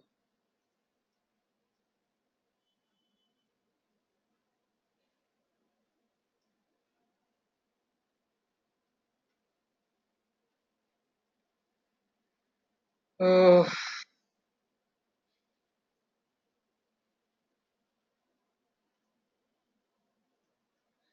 okay, it seems to be a little slow today, but you can check it. Okay, while it loads, I'm just going to take another question. It's loading quite slowly today for some reason. Okay, Tejas has a question. Tejas says, how do I use the Make My Persona tool? Right. So the Make My Persona tool is just does not it's not a tool that is very complex or anything. It's pretty simple and straightforward. Let me just show you what it is. So Make My Persona is a tool that helps you make audience personas and audience profiling. So what you can do is click on this. It'll ask you to, let's say you want to make profile your audience. It'll ask you to give a name. Who do you, let's say if you had to name your audience, someone in your audience profile while profiling it, what would you name him or her? You could do that. You could probably give an image.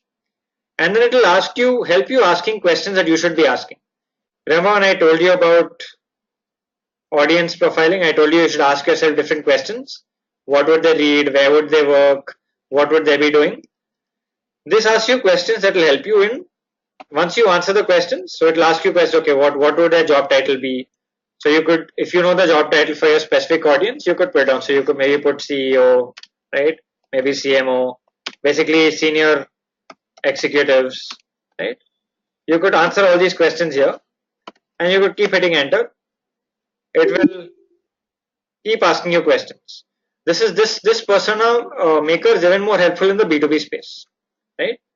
If you're in B2B, it's even more helpful than in B2C for this tool particularly, right?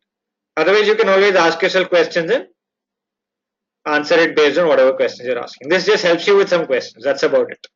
The only job the tool does is it helps you ask yourself questions to define your audience. That's about it. Nothing else.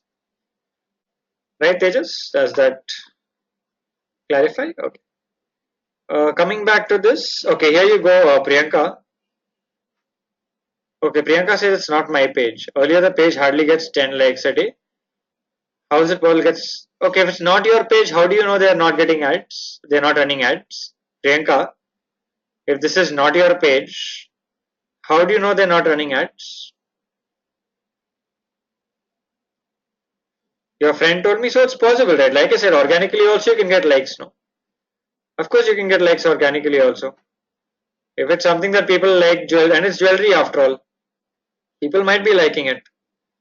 Maybe the content is interesting. Maybe somebody is sharing it. People are liking it. That's possible. It's possible. Could be because of cross-platform marketing as well. Like Harsh says, yes.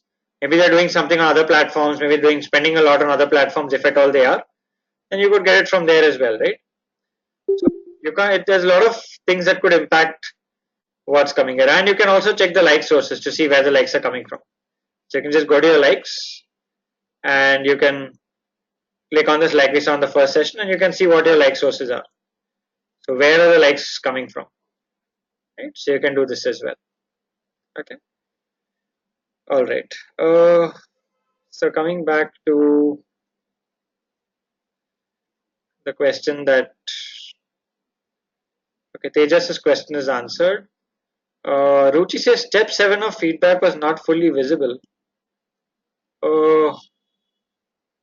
Okay, I'm not sure. I'll have to check that with the coordinator, Ruchi. Let me check. Let me check. Okay. Bhavani says, I've not seen any Facebook full screen ads on mobile till now. Well, that's because not too many brands have started using it yet, which is why you've probably not seen too many. But even on my Facebook, I've seen a few here and there. That's about it. Because brands are not using it as much, right? But as brands start adopting it more, you should start seeing more of them. Okay. Bhavani says, if I create a full screen ad, then how will it show on newsfeed? I mean, we have to click on the ad, then it will show. Yes. You have to click on the ad, then only it will show. That's correct. You have to click on the ad. For example, in the Facebook, let me show you this. In the Facebook module, I showed you an example of a canvas ad, right? When you click on the ad, only it will expand. Any full screen ad format, canvas, collections, etc. Well, if you remember that demo, let me show it to you. So, this one, for example, right? 1 minute, hold on.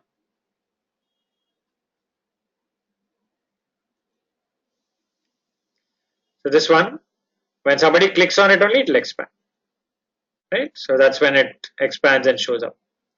So somebody has to click, otherwise it will look like a normal ad only. Right?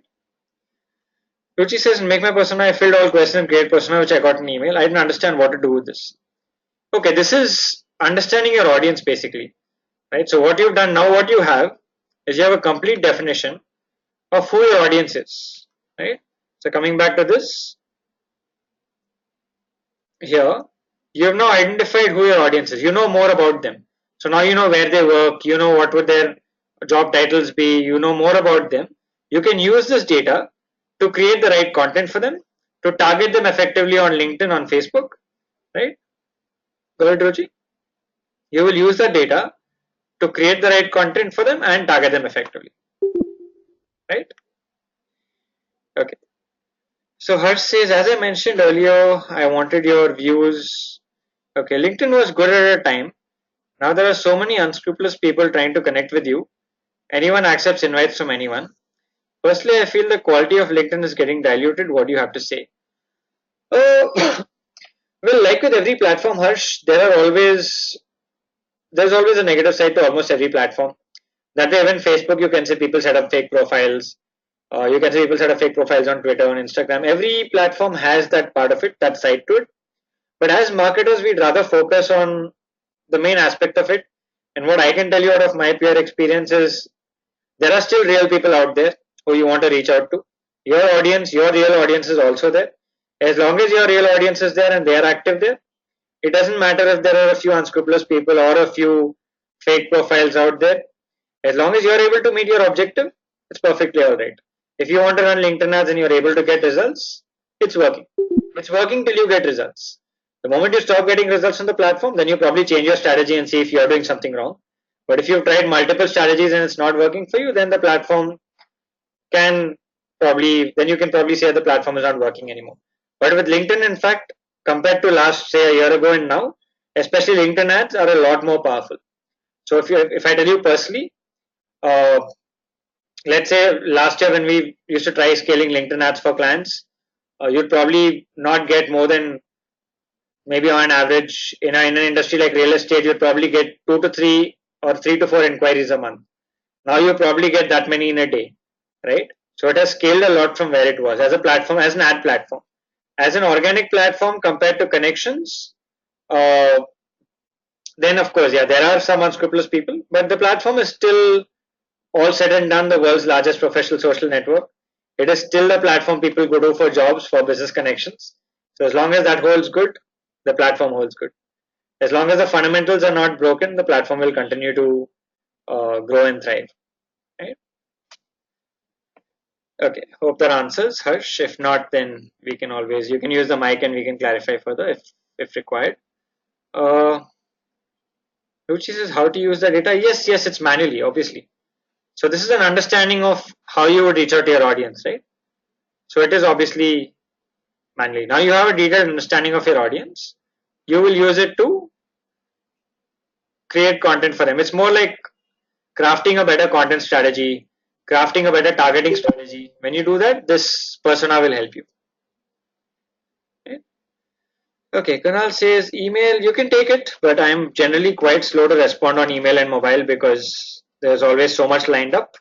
But here you go. It's always quicker to reach out to me on LinkedIn, works out faster than uh, the any other net methods to reach me, right? From mobile and email. LinkedIn works faster generally, but that's the email anyway. Balaji says, with your experience, which platform is doing good for DV? I don't run ads for DV, Balaji, so I wouldn't be able to tell you what's working for DV. So I can tell you from my experience with my clients, but it varies from industry to industry, sector to sector, audience to audience. For some B2B clients, LinkedIn works really well. For some B2C clients, Facebook works the best. Right? For some, Instagram works better. Right? But Facebook generally works best across the board because Facebook is so powerful. For most clients, Facebook does a great job in terms of ads on Facebook, particularly. LinkedIn profile URL. Oh, well, okay, let me give it to you. Hang on.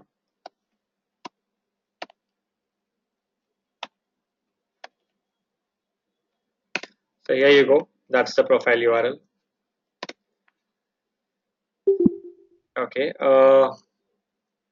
Going back, Ruchi says there is also a dedicated Facebook course on digital Vidya. Can you please give some insight on this course and how is it different from what is taught?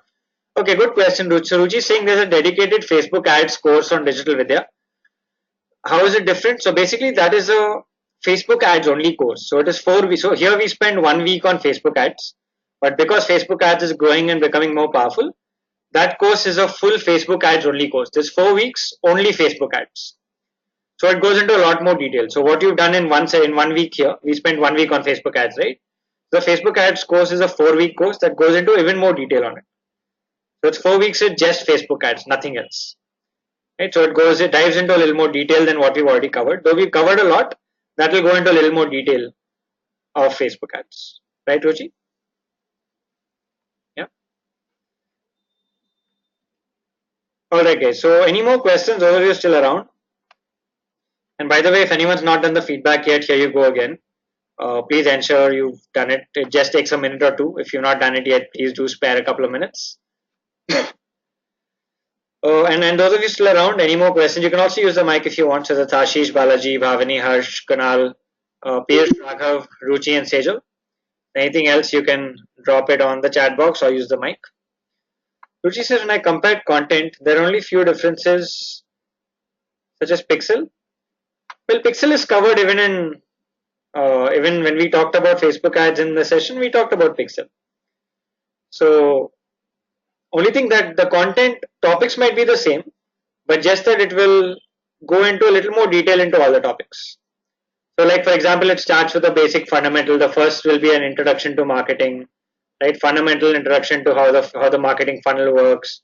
How do you define USPs? How do you define your audience segmentation? It starts with that and then moves into different topics. And it talks about how do you create a Facebook shop, for example.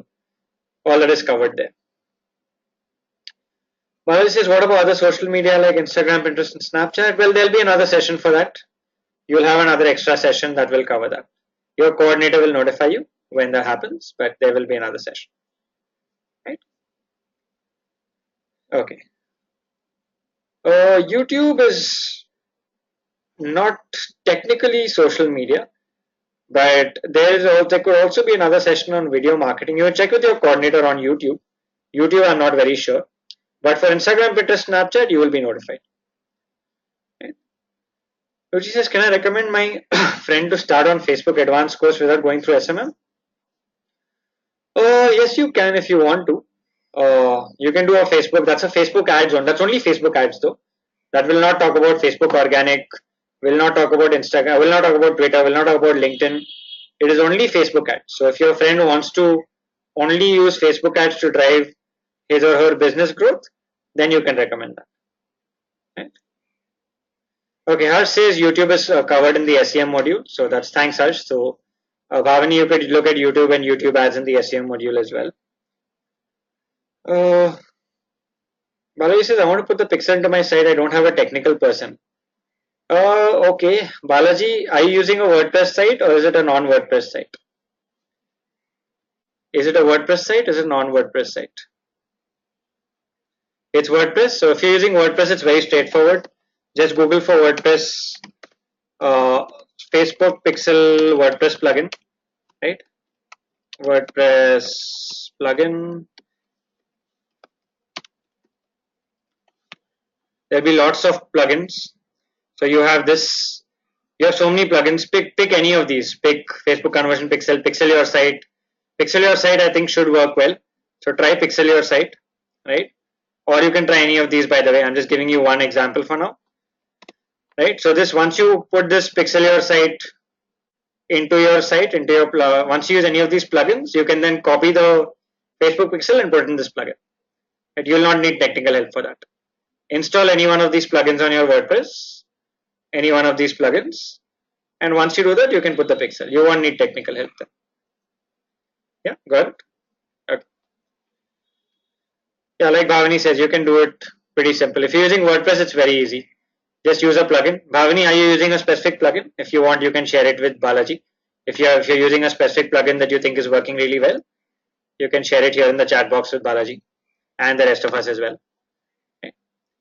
Oh, you add it manually? Yeah, you can also add it manually. Actually, Balaji, in WordPress, you can also go to your footer and add it manually. You can also edit footer in WordPress or edit header in WordPress and add it manually. You can do it there also. So different ways. You could do it with a plugin, or without the plugin, you could add it also. Right? Okay. Great. So any other questions, guys? Those of you who are... Oh, Bhavani knows web development as well. That's awesome. That's really good. It's a good skill to have, Bhavani. Good you have it. It's a really good skill to have. Yeah. Okay. Any other questions, guys? Those of you still around? Ashish, Balaji, Bhavani, Harsh, Piyush, Raghav, Ruchi, Sejal.